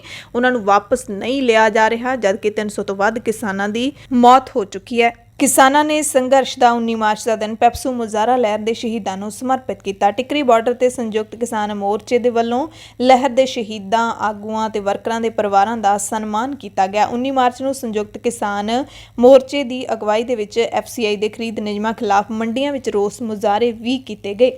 ਇਸ ਦਰਮਿਆਨ ਇਹ ਜਾਣਨਾ ਬੜਾ ਜ਼ਰੂਰੀ ਹੈ ਕਿ ਪੈਪਸੂ ਮੁਜ਼ਾਹਰਾ ਲਹਿਰ ਕੀ ਸੀ ਤੇ ਉਹਦੇ ਵਿੱਚ ਕੌਣ ਸ਼ਹੀਦ ਹੋਇਆ ਸੀ।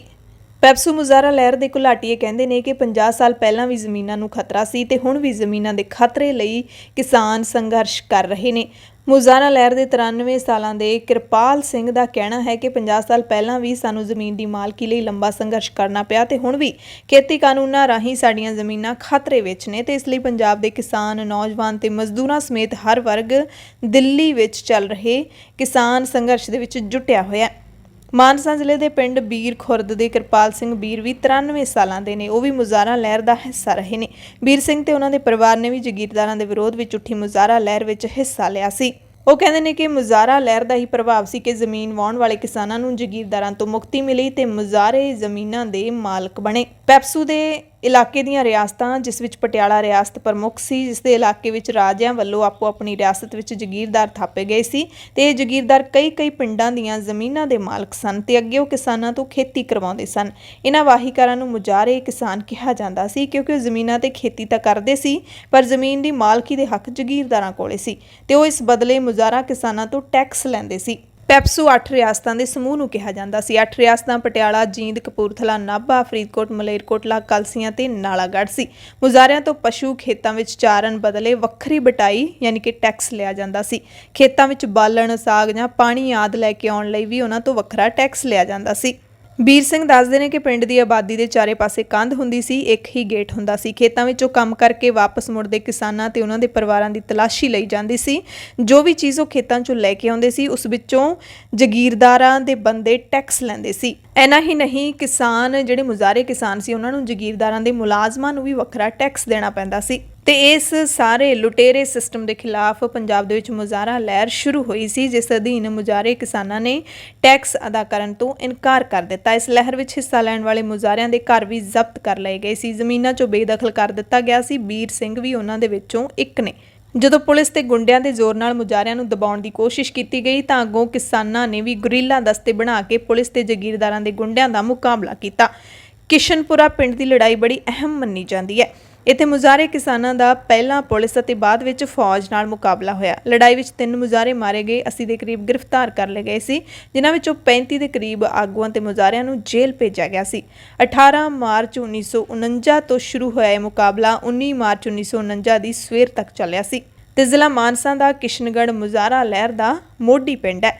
ਇਹ ਪਿੰਡ ਉਸ ਲਹਿਰ ਅਧੀਨ ਆਉਣ ਵਾਲੇ 784 ਪਿੰਡਾਂ ਵਿੱਚੋਂ ਉੱਘਾ ਪਿੰਡ ਬਣ ਕੇ ਉੱਭਰਿਆ। ਇਸ ਪਿੰਡ ਉੱਪਰ 19 ਮਾਰਚ 1949 ਨੂੰ ਆਜ਼ਾਦ ਭਾਰਤ ਦੀ ਫੌਜ ਨੇ ਵੀ ਮੁਜ਼ਾਹਰਿਆਂ ਤੇ ਹਮਲਾ ਕੀਤਾ ਸੀ।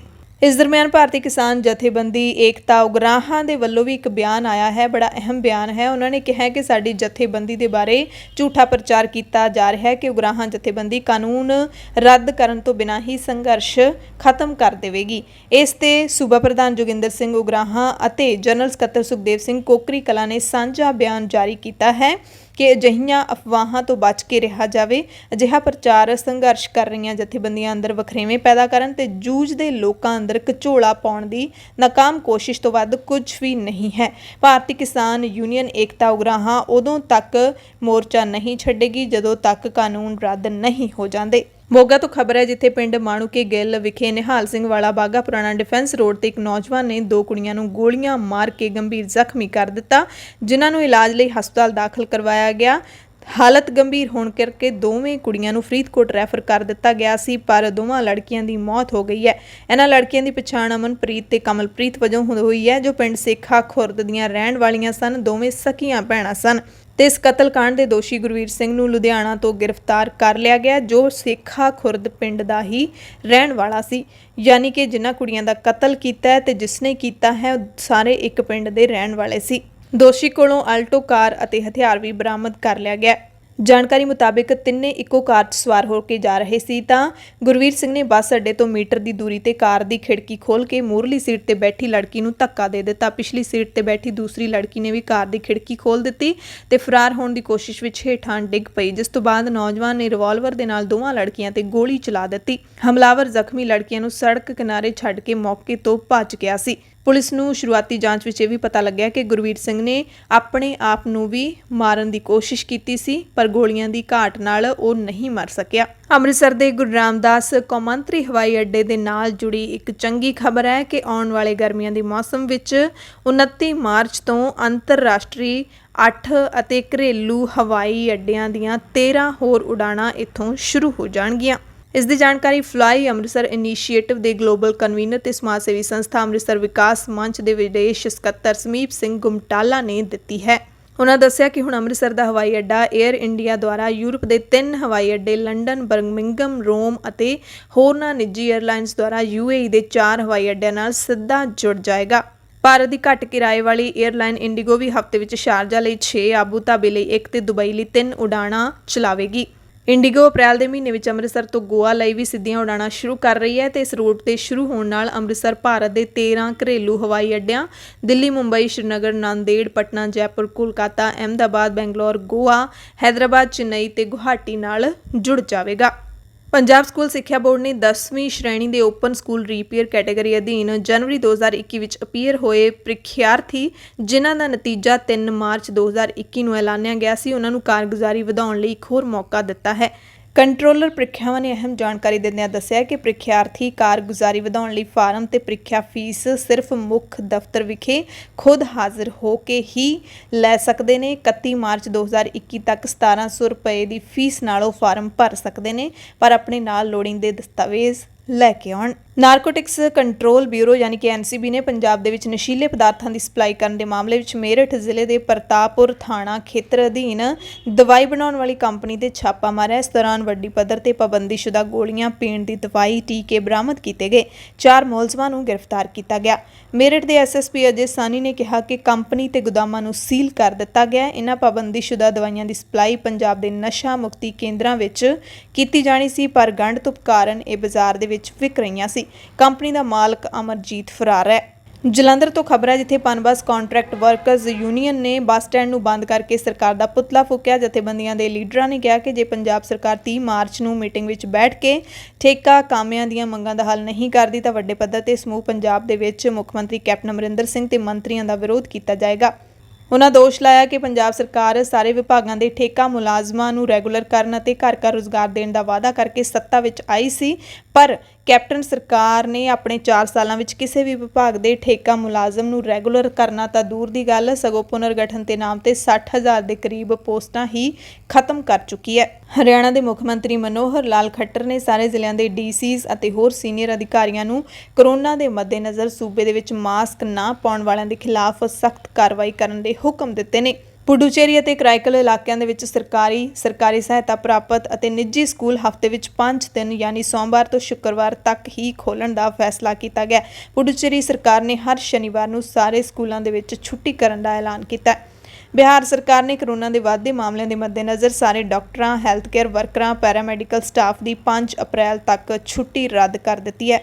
ਤੀਰਥ ਸਿੰਘ ਰਾਵਤ ਨਵੇਂ ਉੱਤਰਾਖੰਡ ਦੇ ਮੁੱਖ ਮੰਤਰੀ ਬਣੇ ਨੇ, ਪਰ ਉਹਨਾਂ ਨੇ ਫਟੀ ਜੀਨਸ ਦੇ ਉੱਤੇ ਜਿਹੜਾ ਬਿਆਨ ਦਿੱਤਾ ਹੈ ਉਸ ਤੋਂ ਬਾਅਦ ਜ਼ਬਰਦਸਤ ਧੱਜੀਆਂ ਸੋਸ਼ਲ ਮੀਡੀਆ ਤੇ ਉੱਤਰਾਖੰਡ ਦੇ ਮੁੱਖ ਮੰਤਰੀ ਦੀਆਂ ਉੱਡ ਰਹੀਆਂ ਨੇ। ਉੱਤਰਾਖੰਡ ਦੇ ਮੁੱਖ ਮੰਤਰੀ ਨੇ ਫਟੀ ਜੀਨਸ ਤੇ ਕੁੜੀਆਂ ਨੂੰ ਸਮਝਾਉਣ ਦੀ ਕੋਸ਼ਿਸ਼ ਕੀਤੀ ਤਾਂ ਕੁੜੀਆਂ ਨੇ ਨਸੀਹਤ ਦੇ ਦਿੱਤੀ ਹੈ ਕਿ ਤੁਹਾਨੂੰ ਆਪਣੀ ਫਟੀ ਹੋਈ ਮਾਨਸਿਕਤਾ ਸਿਉਣ ਦੀ ਲੋੜ ਹੈ।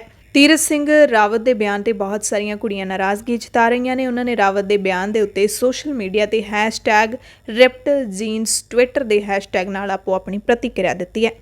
ਦਰਅਸਲ ਤੀਰਥ ਸਿੰਘ ਰਾਵਤ ਨੇ ਬਿਆਨ ਦਿੱਤਾ ਸੀ ਕਿ ਮੈਂ ਇੱਕ ਵਾਰੀ ਜਦੋਂ ਜਹਾਜ਼ ਵਿੱਚ ਬੈਠਿਆ ਤਾਂ ਮੇਰੇ ਨਾਲ ਇੱਕ ਭੈਣ ਜੀ ਬੈਠੀ ਹੋਈ ਸੀ।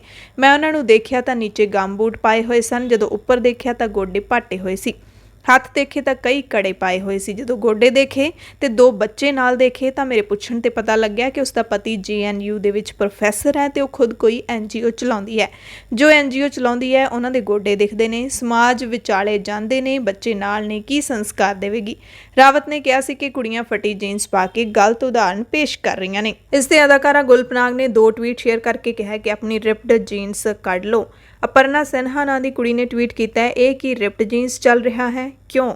ਅਪਰਨਾ ਤਿਵਾੜੀ ਨਾਂ ਦੀ ਕੁੜੀ ਲਿਖਦੀ ਹੈ ਕਿ ਰਿਪਡ ਜੀਨਸ ਪਹਿਨਣ ਵਾਲੀਆਂ ਔਰਤਾਂ ਕੀ ਸੰਸਕਾਰ ਦੇਣਗੀਆਂ, ਕੀ ਇਸੇ ਕਰਕੇ ਸ਼ਰਟਲੈਸ ਆਦਮੀ ਫੇਲ ਹੁੰਦੇ ਨੇ। ਰੀਵਾ ਸਿੰਘ ਜੀਨਸ ਦੇ ਵਿੱਚ ਆਪਣੀ ਤਸਵੀਰ ਪੋਸਟ ਕਰਦੇ ਹੋਏ ਲਿਖਦੀ ਹੈ, ਅਸੀਂ ਸੰਸਕਾਰੀ ਹਾਂ ਜਾਂ ਨਹੀਂ ਇਹ ਫਿਲਹਾਲ ਦਰਕਿਨਾਰ ਕਰ ਦਿਓ। ਪਹਿਲਾਂ ਇਹ ਦੱਸੋ ਕਿ ਸਾਡੇ ਕੋਲੋਂ ਹੀ ਸੰਸਕਾਰ ਦੀ ਆਸ ਕਿਉਂ ਰੱਖੀ ਜਾਂਦੀ ਹੈ, ਸਾਨੂੰ ਹੀ ਸੰਸਕਾਰ ਦੀ ਪਾਠਸ਼ਾਲਾ ਕਿਉਂ ਸਮਝਿਆ ਜਾਂਦਾ ਹੈ, ਕਿਉਂ ਦਈਏ ਅਸੀਂ ਸੰਸਕਾਰ। ਔਰਤਾਂ ਵਿਗੜ ਗਈਆਂ ਹਨ ਹੈ ਨਾ, ਤਾਂ ਪੁਰਸ਼ ਇਹ ਕਾਰਜਭਾਰ ਕਿਉਂ ਨਹੀਂ ਸਾਂਭ ਲੈਂਦੇ। ਰੋਜ਼ਾਨਾ ਸੂਰਜ ਨਿਕਲਣ ਤੋਂ ਪਹਿਲਾਂ ਉੱਠੋ ਤਾਂ ਜੋ ਬੱਚਿਆਂ ਨੂੰ ਕਹਿ ਸਕੀਏ ਕਿ ਜਲਦੀ ਉੱਠਣਾ ਚਾਹੀਦਾ ਹੈ।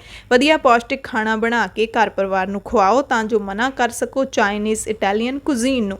ਸ਼ਾਮ ਨੂੰ ਸਾਰਿਆਂ ਨੂੰ ਖਾਣਾ ਖਵਾ ਕੇ ਬਿਸਤਰੇ ਦੇ ਵਿੱਚ ਜਾਓ, ਵਧੀਆ ਪਾਲਣ ਪੋਸ਼ਣ ਸ਼ੁਰੂ ਕਰੋ। ਕਦੋਂ ਤੋਂ ਕਰ ਰਹੇ ਹੋ? ਅਦਿਤੀ ਰਾਵਲ ਨੇ ਕਿਹਾ ਕਿ ਫਟੀ ਜੀਨਸ ਫਟੀ ਮਾਨਸਿਕਤਾ ਦੀ ਸਿਲਾਈ ਦੀ ਲੋੜ ਹੈ। ਸ਼ਵੇਤਾ ਰਾਜ ਲਿਖਦੀ ਹੈ, ਹੇ ਨਵੇਂ ਮੁੱਖ ਮੰਤਰੀ ਜੀ, ਜੀਨਸ ਵਾਲੀਆਂ ਮਾਵਾਂ ਤੁਹਾਡੀ ਸਮਝ ਦੇ ਉੱਪਰ ਦੀ ਚੀਜ਼ ਹੈ, ਇਸ ਲਈ ਤੁਸੀਂ ਰਹਿਣ ਹੀ ਦਿਓ।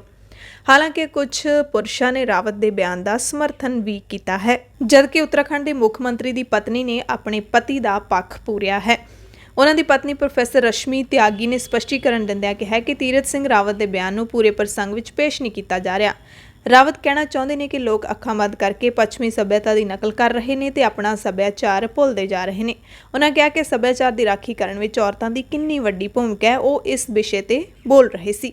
ਉਹਨਾਂ ਕਿਹਾ ਕਿ ਇਸ ਉੱਪਰ ਕਿਸੇ ਨੇ ਗੱਲ ਨਹੀਂ ਕੀਤੀ ਕਿ ਉਹਨਾਂ ਨੇ ਸਿਰਫ ਜੀਨਸ ਤੇ ਹੀ ਗੱਲ ਕੀਤੀ ਸੀ।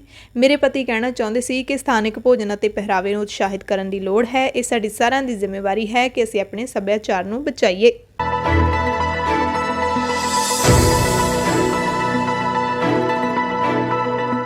ਬੁਲੇਟਿਨ ਦੇ ਵਿੱਚ ਕੁਝ ਖਾਸ ਖਬਰਾਂ ਪੂਰੇ ਭਾਰਤ ਦੀਆਂ। 2000 ਦੇ ਗੁਲਾਬੀ ਰੰਗ ਦੇ ਨੋਟ ਜੇ ਤੁਸੀਂ ਇਕੱਠੇ ਕਰ ਰਹੇ ਹੋ, ਜੋੜ ਰਹੇ ਹੋ, ਆਪਣੇ ਘਰ ਦੇ ਵਿੱਚ ਰੱਖ ਰਹੇ ਹੋ ਤਾਂ ਜ਼ਰਾ ਸੰਭਲ ਕੇ, ਕਿਉਂਕਿ ਬੀਜੇਪੀ ਦੀ ਇਹ ਸਰਕਾਰ ਹੁਣ 2000 ਰੁਪਈਆਂ ਦੇ ਨੋਟ ਬੰਦ ਕਰਨ ਲਈ ਵੀ ਸੋਚ ਰਹੀ ਹੈ। ਭਾਰਤ ਦੇ ਪ੍ਰਧਾਨ ਮੰਤਰੀ ਨਰਿੰਦਰ ਮੋਦੀ ਨੇ ਸਾਲ 2016 ਦੇ ਨਵੰਬਰ ਮਹੀਨੇ 'ਚ ਇੱਕਦਮ ਨੋਟਬੰਦੀ ਦਾ ਐਲਾਨ ਕੀਤਾ ਸੀ, ਜਿਹੜਾ ਸਭ ਨੂੰ ਯਾਦ ਹੋਣਾ, ਜਿਸ ਵਿੱਚ 500 ਤੇ 1000 ਦੇ ਨੋਟਾਂ ਤੇ ਪਾਬੰਦੀ ਲਾ ਦਿੱਤੀ ਗਈ ਸੀ। ਇਹਨਾਂ ਨੋਟਾਂ ਦੀ ਥਾਂ 100, 500 ਤੇ 2000 ਦੇ ਨਵੇਂ ਨੋਟ ਛਾਪੇ ਗਏ ਸੀ। ਪਰ ਨੋਟਬੰਦੀ ਤੋਂ ਬਾਅਦ ਹੁਣ 2000 ਦਾ ਨੋਟ ਵੀ ਗਾਇਬ ਹੋ ਰਿਹਾ ਹੈ। ਹਾਲ ਹੀ ਵਿੱਚ ਕੇਂਦਰੀ ਰਾਜ ਵਿੱਤ ਮੰਤਰੀ ਅਨੁਰਾਗ ਠਾਕੁਰ ਨੇ ਲੋਕ ਸਭਾ 'ਚ ਇੱਕ ਸਵਾਲ ਦਾ ਜਵਾਬ ਦਿੰਦਿਆਂ ਸਪਸ਼ਟ ਕੀਤਾ ਹੈ ਕਿ ਆਰਬੀਆਈ ਨੇ 2019 ਤੇ 2020 ਵਿੱਚ 2000 ਰੁਪਏ ਦੇ ਨੋਟਾਂ ਨੂੰ ਛਪਾਈ ਨੂੰ ਲੈ ਕੇ ਹੁਕਮ ਜਾਰੀ ਹੀ ਨਹੀਂ ਕੀਤੇ, ਯਾਨੀ ਕਿ 2 ਸਾਲਾਂ ਦੇ ਵਿੱਚ 2000 ਦੇ ਨੋਟ ਛਪੇ ਹੀ ਨਹੀਂ। ਹਾਲਾਂਕਿ 2000 ਦੇ ਨੋਟ ਨੂੰ ਹਾਲੇ ਤੱਕ ਸਰਕੂਲੇਸ਼ਨ ਤੋਂ ਬਾਹਰ ਤਾਂ ਨਹੀਂ ਕੱਢਿਆ ਗਿਆ, ਪਰ ਇਹ ਨੋਟ ਏਟੀਐਮ ਮਸ਼ੀਨਾਂ 'ਚੋਂ ਗਾਇਬ ਹੋ ਰਹੇ ਨੇ, ਯਾਨੀ ਕਿ ਇਹਨਾਂ ਦੀ ਵਰਤੋਂ ਘੱਟ ਹੋ ਰਹੀ ਹੈ। ਜਿਨ੍ਹਾਂ ਕੋਲ 2000 ਦਾ ਨਵਾਂ ਨੋਟ ਹੈ ਉਹ ਹਾਲੇ ਵੀ ਇਸ ਦੀ ਵਰਤੋਂ ਕਰ ਸਕਦੇ ਨੇ, ਪਰ ਸਵਾਲ ਹੈ ਕਿ ਨੋਟਾਂ ਦੀ ਗਿਣਤੀ ਘੱਟ ਕਿਉਂ ਰਹੀ ਹੈ। ਜਾਣਕਾਰੀ ਮੁਤਾਬਿਕ ਕੇਂਦਰ ਸਰਕਾਰ ਅਤੇ ਆਰਬੀਆਈ ਨੇ ਸਿਰਫ 2000 ਨੋਟਾਂ ਦਾ ਚਲਣ ਭਾਵ ਵਰਤੋਂ ਘਟਾਉਣ ਦੇ ਲਈ ਅਤੇ 500 ਨੋਟਾਂ ਦੀ ਵਰਤੋਂ ਵਧਾਉਣ ਦਾ ਫੈਸਲਾ ਕੀਤਾ ਹੈ। ਸਰਕਾਰ ਦੀ ਆਰਥਿਕ ਨੀਤੀ ਦਾ ਹਿੱਸਾ ਹੈ। 2000 ਦਾ ਨੋਟ ਹਲੇ ਬੰਦ ਕਰਨ ਦਾ ਕੋਈ ਵੀ ਐਲਾਨ ਨਹੀਂ ਕੀਤਾ ਗਿਆ। ਹਾਲਾਂਕਿ ਵਿੱਤ ਵਿਭਾਗ ਤੇ ਰਿਜ਼ਰਵ ਬੈਂਕ ਨੇ ਇਹ ਸਪਸ਼ਟ ਕੀਤਾ ਹੈ ਕਿ 2000 ਰੁਪਏ ਦੇ ਨੋਟਾਂ ਨੂੰ ਨਾ ਹੀ ਤਾਂ ਰੱਦ ਕੀਤਾ ਗਿਆ ਹੈ, ਨਾ ਹੀ ਇਹਨਾਂ ਤੇ ਰੋਕ ਲਾਈ ਗਈ ਹੈ, ਸਿਰਫ ਇਹਨਾਂ ਦੀ ਵਰਤੋਂ ਨੂੰ ਘਟਾਇਆ ਗਿਆ ਹੈ। ਦੁਨੀਆ ਭਰ ਦੇ ਅਰਥਸ਼ਾਸਤਰੀਆਂ ਮੁਤਾਬਿਕ ਵੱਡੇ ਅੰਕਾਂ ਵਾਲੇ ਨੋਟਾਂ ਨੂੰ ਸਰਕੂਲੇਸ਼ਨ ਵਿੱਚੋਂ ਘਟਾਉਣ ਨਾਲ ਵੱਡੇ ਪੈਮਾਨੇ ਤੇ ਵਿੱਤੀ ਧੋਖਾਧੜੀ ਨੂੰ ਰੋਕਿਆ ਜਾ ਸਕਦਾ ਹੈ। ਜੇ ਅਜਿਹੇ ਨੋਟ ਸਰਕੂਲੇਸ਼ਨ ਵਿੱਚੋਂ ਅਲੋਪ ਹੋ ਜਾਣਗੇ ਤਾਂ ਧੋਖਾਧੜੀ ਵੀ ਘਟ ਜਾਏਗੀ। ਪੱਛਮੀ ਬੰਗਾਲ ਚੋਣਾਂ ਵਿੱਚ ਬੀਜੇਪੀ ਦੇ ਹਾਲਾਤ ਔਖੇ ਬਣਦੇ ਜਾ ਰਹੇ ਨੇ। ਟਿਕਟਾਂ ਨੂੰ ਲੈ ਕੇ ਪਾਰਟੀ ਅੰਦਰ ਬਗਾਵਤ ਜ਼ੋਰਾਂ ਉੱਤੇ ਹੈ। ਹੁਣ ਬੀਜੇਪੀ ਵੱਲੋਂ ਕਾਂਗਰਸੀ ਲੀਡਰ ਨੂੰ ਟਿਕਟ ਦੇਣ ਦਾ ਮਾਮਲਾ ਸਾਹਮਣੇ ਆਇਆ ਹੈ। ਇਸ ਤੋਂ ਪਹਿਲਾਂ ਬੀਜੇਪੀ ਨੇ ਤ੍ਰਿਣਮੂਲ ਕਾਂਗਰਸ ਲੀਡਰ ਨੂੰ ਟਿਕਟ ਦਿੱਤੀ ਸੀ ਤੇ ਉਸਨੇ ਵੀ ਇਨਕਾਰ ਕਰ ਦਿੱਤਾ ਸੀ। ਸਾਬਕਾ ਕਾਂਗਰਸੀ ਲੀਡਰ ਮਰਹੂਮ ਸੋਮਨ ਮਿਤਰਾ ਦੀ ਪਤਨੀ ਸ਼ਿਖਾ ਮਿਤਰਾ ਨੇ ਭਾਜਪਾ ਦੇ ਵੱਲੋਂ ਸ਼ਹਿਰ ਦੀ ਚੌਰੰਗੀ ਸੀਟ ਤੋਂ ਉਹਨਾਂ ਨੂੰ ਉਮੀਦਵਾਰ ਐਲਾਨਣ ਦੇ ਤੁਰੰਤ ਬਾਅਦ ਕਿਹਾ ਕਿ ਮੇਰੀ ਮਨਜ਼ੂਰੀ ਤੋਂ ਬਿਨਾਂ ਹੀ ਮੇਰੀ ਉਮੀਦਵਾਰੀ ਐਲਾਨ ਦਿੱਤੀ ਗਈ ਹੈ, ਪਰ ਮੈਂ ਰਾਜਨੀਤੀ ਵਿੱਚ ਨਹੀਂ ਆਉਣਾ। ਯਾਨੀ ਕਿ ਪੱਛਮੀ ਬੰਗਾਲ ਦੇ ਵਿੱਚ ਬੀਜੇਪੀ ਦੇ ਨਾਲ ਬੁਰੀ ਬਣ ਰਹੀ ਹੈ। ਕਾਂਗਰਸ ਤੇ ਟੀਐਮਸੀ ਲੀਡਰਾਂ ਨੂੰ ਟਿਕਟਾਂ ਦਿੱਤੀਆਂ ਸੀ, ਦੋਵਾਂ ਨੇ ਹੀ ਨਾ ਕਰ ਦਿੱਤੀ। ਪੱਛਮੀ ਬੰਗਾਲ ਦੇ ਪੂਰਬੀ ਮੈਦਨੀਪੁਰ ਵਿਧਾਨ ਸਭਾ ਹਲਕੇ ਵਿੱਚ ਇੱਕ ਚੋਣ ਜਨਤਕ ਮੀਟਿੰਗ ਵਿੱਚ ਪੱਛਮੀ ਬੰਗਾਲ ਦੀ ਮੁੱਖ ਮੰਤਰੀ ਮਮਤਾ ਬੈਨਰਜੀ ਨੇ ਕਿਹਾ ਕਿ ਗੱਦਾਰ ਅਤੇ ਮੀਰ ਜਾਫਰ ਹੁਣ ਬੀਜੇਪੀ ਦੇ ਉਮੀਦਵਾਰ ਬਣ ਗਏ ਨੇ। ਉਹਨਾਂ ਨੇ ਕਿਹਾ ਕਿ ਭਾਜਪਾ ਨੂੰ ਜਾਣ ਦਿਓ, ਅਸੀਂ ਭਾਜਪਾ ਨਹੀਂ ਚਾਹੁੰਦੇ, ਅਸੀਂ ਮੋਦੀ ਦਾ ਚਿਹਰਾ ਵੀ ਨਹੀਂ ਵੇਖਣਾ ਚਾਹੁੰਦੇ, ਅਸੀਂ ਦੰਗੇ, ਲੁੱਟ, ਦੁਰਯੋਧਨ, ਦੁਸ਼ਾਸਨ ਤੇ ਮੀਰ ਜਾਫਰ ਨਹੀਂ ਚਾਹੁੰਦੇ। ਮਮਤਾ ਬੈਨਰਜੀ ਨੇ ਐਲਾਨ ਕੀਤਾ ਕਿ ਮੁੜ ਸੱਤਾ ਵਿੱਚ ਆਉਣ ਤੇ ਸੂਬੇ ਵਿੱਚ ਅਧਿਆਪਕਾਂ ਦੀ ਗਿਣਤੀ ਦੁੱਗਣੀ ਕੀਤੀ ਜਾਏਗੀ। ਟੀਐਮਸੀ ਲੀਡਰਾਂ ਦਾ ਇੱਕ ਵਫਦ ਚੋਣ ਕਮਿਸ਼ਨ ਦੇ ਅਧਿਕਾਰੀਆਂ ਨੂੰ ਮਿਲਿਆ ਤੇ ਕੁਝ ਤੱਥਾਂ ਦੇ ਉੱਤੇ ਗੱਲਬਾਤ ਕੀਤੀ। ਦਿੱਲੀ ਵਿੱਚ ਚੋਣ ਕਮਿਸ਼ਨ ਦੇ ਅਧਿਕਾਰੀਆਂ ਨਾਲ ਹੋਈ ਬੈਠਕ ਵਿੱਚ ਚੋਣਾਂ ਦੀਆਂ ਤਿਆਰੀਆਂ ਅਤੇ ਪੱਛਮੀ ਬੰਗਾਲ ਦੇ ਮੁੱਖ ਮੰਤਰੀ ਮਮਤਾ ਬੈਨਰਜੀ ਤੇ ਹੋਏ ਹਮਲੇ ਬਾਰੇ ਗੱਲ ਕੀਤੀ ਗਈ। ਉਹਨਾਂ ਕਿਹਾ ਕਿ ਮਸ਼ੀਨਾਂ ਦੇ ਹੈਕ ਹੋਣ ਦੀ ਕੋਈ ਸੰਭਾਵਨਾ ਨਹੀਂ ਹੈ। ਮੀਡੀਆ ਵਿੱਚ ਅਜਿਹੀਆਂ ਖਬਰਾਂ ਆ ਰਹੀਆਂ ਨੇ ਕਿ ਚੋਣ ਕਮਿਸ਼ਨ ਨੇ ਮਮਤਾ ਬੈਨਰਜੀ ਤੇ ਹਮਲੇ ਨੂੰ ਇੱਕ ਹਾਦਸਾ ਕਰਾਰ ਦਿੱਤਾ ਹੈ, ਪਰ ਇਸ ਤੇ ਚੋਣ ਕਮਿਸ਼ਨ ਦੇ ਅਧਿਕਾਰੀਆਂ ਨੇ ਸਪਸ਼ਟ ਕੀਤਾ ਹੈ ਕਿ ਉਹਨਾਂ ਨੇ ਅਜਿਹਾ ਕੁਝ ਨਹੀਂ ਕਿਹਾ। ਚੋਣ ਕਮਿਸ਼ਨ ਨੇ ਸਪਸ਼ਟ ਕੀਤਾ ਕਿ ਜਾਂਚ ਪੂਰੀ ਹੋਣ ਤੋਂ ਬਾਅਦ ਹੀ ਅਸੀਂ ਇਸ ਬਾਰੇ ਕੋਈ ਬਿਆਨ ਦੇਵਾਂਗੇ। ਟੀਐਮਸੀ ਲੀਡਰਾਂ ਨੇ ਚੋਣ ਕਮਿਸ਼ਨ ਨੂੰ ਅਪੀਲ ਕੀਤੀ ਹੈ ਕਿ ਉਹ ਪੱਛਮੀ ਬੰਗਾਲ ਦੇ ਵਿੱਚ ਸੁਤੰਤਰ ਤੇ ਨਿਰਪੱਖ ਚੋਣਾਂ ਕਰਵਾਉਣ। ਤੇ ਇਸ ਦਰਮਿਆਨ ਭਾਰਤ ਦੇ ਚੋਣ ਕਮਿਸ਼ਨ ਦਾ ਪੂਰਾ ਬੈਂਚ ਪੱਛਮੀ ਬੰਗਾਲ ਦੇ ਵਿੱਚ ਵਿਧਾਨ ਸਭਾ ਚੋਣਾਂ ਦੀਆਂ ਤਿਆਰੀਆਂ ਦਾ ਜਾਇਜ਼ਾ ਲੈਣ ਲਈ 23 ਮਾਰਚ ਨੂੰ ਪੱਛਮੀ ਬੰਗਾਲ ਦਾ ਦੌਰਾ ਕਰ ਸਕਦਾ ਹੈ। ਪੱਛਮੀ ਬੰਗਾਲ ਵਿਧਾਨ ਸਭਾ ਦੀਆਂ 294 ਸੀਟਾਂ ਲਈ 8 ਪੜਾਵਾਂ ਦੇ ਵਿੱਚ ਵੋਟਾਂ 27 ਮਾਰਚ ਨੂੰ ਸ਼ੁਰੂ ਹੋ ਜਾਣਗੀਆਂ ਤੇ 2 ਮਈ ਨੂੰ ਨਤੀਜੇ ਆ ਜਾਣਗੇ। ਸੁਪਰੀਮ ਕੋਰਟ ਨੇ ਮੱਧ ਪ੍ਰਦੇਸ਼ ਹਾਈ ਕੋਰਟ ਦੇ ਪੀੜਤ ਨੂੰ ਰੱਖੜੀ ਬੰਨ੍ਹਣ ਦੀ ਸ਼ਰਤ ਉੱਤੇ ਮੁਲਜ਼ਮ ਨੂੰ ਜ਼ਮਾਨਤ ਦੇਣ ਦੇ ਆਦੇਸ਼ ਨੂੰ ਰੱਦ ਕਰਦਿਆਂ ਕਿਹਾ ਕਿ ਅਜਿਹੀਆਂ ਸ਼ਰਤਾਂ ਨੂੰ ਸਵੀਕਾਰ ਨਹੀਂ ਕੀਤਾ ਜਾ ਸਕਦਾ। ਸੁਪਰੀਮ ਕੋਰਟ ਨੇ ਔਰਤਾਂ ਖਿਲਾਫ ਜਿਨਸੀ ਹਿੰਸਾ ਅਤੇ ਕੁਕਰਮ ਦੇ ਮਾਮਲਿਆਂ ਖਿਲਾਫ ਜ਼ਮਾਨਤ ਦਿੰਦੇ ਹੋਏ ਤਰਕਹੀਣ ਸ਼ਬਦਾਂ ਅਤੇ ਟਿੱਪਣੀਆਂ ਤੇ ਸਖਤ ਰੁਖ ਅਪਣਾਉਂਦਿਆਂ ਕਿਹਾ ਕਿ ਜੱਜਾਂ ਨੂੰ ਕੇਸ ਦੀ ਸੁਣਵਾਈ ਦੌਰਾਨ ਨਹੀਂ ਬੋਲਣਾ ਚਾਹੀਦਾ ਅਤੇ ਲਿਖਣਾ ਵੀ ਨਹੀਂ ਚਾਹੀਦਾ ਅਜਿਹਾ ਕੁਝ ਜਿਸ ਨਾਲ ਪੀੜਤਾ ਦਾ ਅਦਾਲਤ ਦੀ ਨਿਰਪੱਖਤਾ ਵਿੱਚ ਵਿਸ਼ਵਾਸ ਘਟ ਜਾਵੇ। ਸੁਪਰੀਮ ਕੋਰਟ ਨੇ ਇੱਕ ਜਨਹਿਤ ਪਟੀਸ਼ਨ ਤੇ ਅਟਾਰਨੀ ਜਨਰਲ ਤੇ ਸੋਲਿਸਿਟਰ ਜਨਰਲ ਤੋਂ ਜਵਾਬ ਮੰਗਿਆ, ਜਿਸ ਵਿੱਚ ਈਵੀਐਮ ਤੋਂ ਚੋਣ ਨਿਸ਼ਾਨ ਨੂੰ ਹਟਾ ਕੇ ਉਮੀਦਵਾਰ ਦਾ ਨਾਮ, ਉਮਰ, ਵਿਦਿਅਕ ਯੋਗਤਾ ਅਤੇ ਫੋਟੋਆਂ ਲਗਾਉਣ ਲਈ ਚੋਣ ਕਮਿਸ਼ਨ ਨੂੰ ਹੁਕਮ ਦੇਣ ਦੀ ਮੰਗ ਕੀਤੀ ਗਈ ਹੈ। Chief justice S A. ਬੋਬੜੇ ਦੀ ਅਗਵਾਈ ਹੇਠਲੇ ਬੈਂਚ ਨੇ ਕੇਂਦਰ ਸਰਕਾਰ ਤੇ ਚੋਣ ਕਮਿਸ਼ਨ ਨੂੰ ਕੋਈ ਨੋਟਿਸ ਜਾਰੀ ਕੀਤੇ ਬਿਨਾਂ petitioner BJP leader Ashwini Upadhyay ਨੂੰ ਕਿਹਾ ਹੈ ਕਿ ਉਹ ਆਪਣੀ ਪਟੀਸ਼ਨ ਦੀ ਇੱਕ ਕਾਪੀ ਅਟਾਰਨੀ ਜਨਰਲ ਅਤੇ ਸੋਲਿਸਿਟਰ ਜਨਰਲ ਨੂੰ ਸੌਂਪ ਦੇਣ। ਮਾਮਲੇ ਦੀ ਅਗਲੀ ਸੁਣਵਾਈ ਅਗਲੇ ਹਫ਼ਤੇ ਹੋਵੇਗੀ। ਦਿੱਲੀ ਹਾਈ ਕੋਰਟ ਨੇ ਜੰਮੂ ਕਸ਼ਮੀਰ ਦੀ ਸਾਬਕਾ ਮੁੱਖ ਮੰਤਰੀ ਮਹਿਬੂਬਾ ਮੁਫਤੀ ਨੂੰ ਝਟਕਾ ਦਿੰਦਿਆਂ ਕਾਲਾ ਧਨ ਸਫੈਦ ਕਰਨ ਦੇ ਮਾਮਲੇ ਵਿੱਚ ਈਡੀ ਵੱਲੋਂ ਜਾਰੀ ਸੰਮਨ ਤੇ ਰੋਕ ਲਾਉਣ ਤੋਂ ਇਨਕਾਰ ਕਰ ਦਿੱਤਾ ਹੈ। ਦੱਖਣੀ ਅਫਰੀਕਾ ਦੀਆਂ ਸੜਕਾਂ ਦੁਨੀਆ ਦੇ ਵਿੱਚ ਵਾਹਨ ਚਾਲਕਾਂ ਲਈ ਸਭ ਤੋਂ ਖਤਰਨਾਕ ਹਨ ਤੇ ਇਸ ਮਾਮਲੇ ਦੇ ਵਿੱਚ ਭਾਰਤ ਦਾ ਸਥਾਨ ਚੌਥਾ ਹੈ। ਯਾਨੀ ਕਿ ਭਾਰਤ ਚੌਥੇ ਨੰਬਰ ਤੇ ਹੈ ਜਿੱਥੇ ਵਾਹਨ ਚਾਲਕਾਂ ਲਈ ਸਭ ਤੋਂ ਖਤਰਨਾਕ ਸੜਕਾਂ ਨੇ।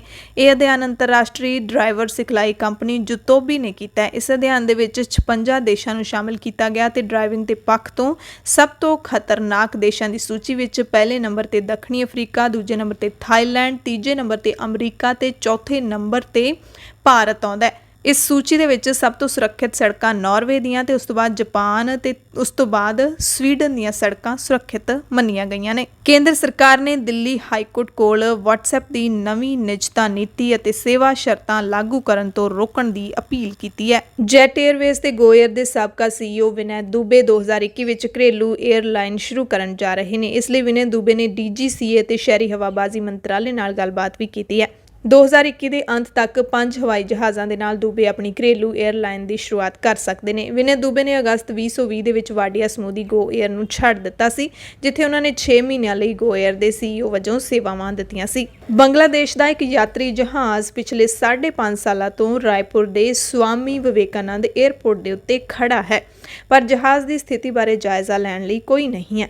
ਜਾਣਕਾਰੀ ਮਿਲੀ ਹੈ ਕਿ ਜਹਾਜ਼ ਦੇ ਮਾਲਕ ਨੂੰ ਪਾਰਕਿੰਗ ਦੇ ਲਈ 1.5 ਕਰੋੜ ਰੁਪਏ ਪਾਰਕਿੰਗ ਫੀਸ ਵੀ ਦੇਣੀ ਪਵੇਗੀ।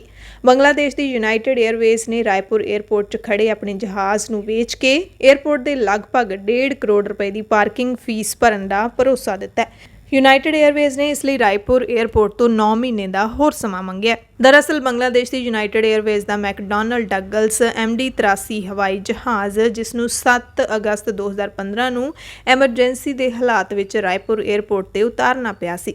ਬੰਗਲਾਦੇਸ਼ ਦੀ ਰਾਜਧਾਨੀ ਢਾਕਾ ਤੋਂ ਮਸਕਟ ਲਈ ਰਵਾਨਾ ਹੋਏ ਇਸ ਯਾਤਰੀ ਜਹਾਜ਼ ਵਿੱਚ 173 ਲੋਕ ਸਵਾਰ ਸੀ।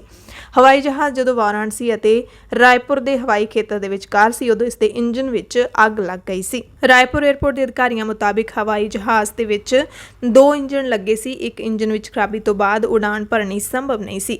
ਇਸ ਤੋਂ ਬਾਅਦ ਹਵਾਈ ਜਹਾਜ਼ ਨੇ ਐਮਰਜੈਂਸੀ ਹਾਲਾਤ ਵਿੱਚ ਰਾਏਪੁਰ ਏਅਰਪੋਰਟ ਵਿੱਚ ਉਤਰਨ ਦੀ ਇਜਾਜ਼ਤ ਮੰਗੀ ਸੀ। ਹਵਾਈ ਜਹਾਜ਼ ਦੇ ਯਾਤਰੀਆਂ ਲਈ ਯੂਨਾਈਟਿਡ ਏਅਰਵੇਜ਼ ਨੇ ਅਗਲੇ ਦਿਨ ਖਾਸ ਜਹਾਜ਼ ਭੇਜਿਆ ਤੇ 8 ਅਗਸਤ ਦੀ ਰਾਤ ਨੂੰ ਸਾਰੇ ਯਾਤਰੀਆਂ ਨੂੰ ਰਾਏਪੁਰ ਤੋਂ ਰਵਾਨਾ ਕਰ ਦਿੱਤਾ ਗਿਆ ਸੀ। ਤੇ ਹੁਣ ਪਿਛਲੇ 5.5 ਸਾਲਾਂ ਤੋਂ ਬੰਗਲਾਦੇਸ਼ ਦਾ ਜਹਾਜ਼ ਰਾਏਪੁਰ ਏਅਰਪੋਰਟ ਤੇ ਹੀ ਖੜਾ ਹੈ। ਹਵਾਈ ਜਹਾਜ਼ ਦੇ ਚਾਲਕ ਮੈਂਬਰ ਵੀ ਬੰਗਲਾਦੇਸ਼ ਵਾਪਸ ਚਲੇ ਗਏ ਸੀ, ਪਰ ਹਵਾਈ ਜਹਾਜ਼ ਰਾਏਪੁਰ ਏਅਰਪੋਰਟ ਤੇ ਹੀ ਖੜਾ ਰਹਿ ਗਿਆ।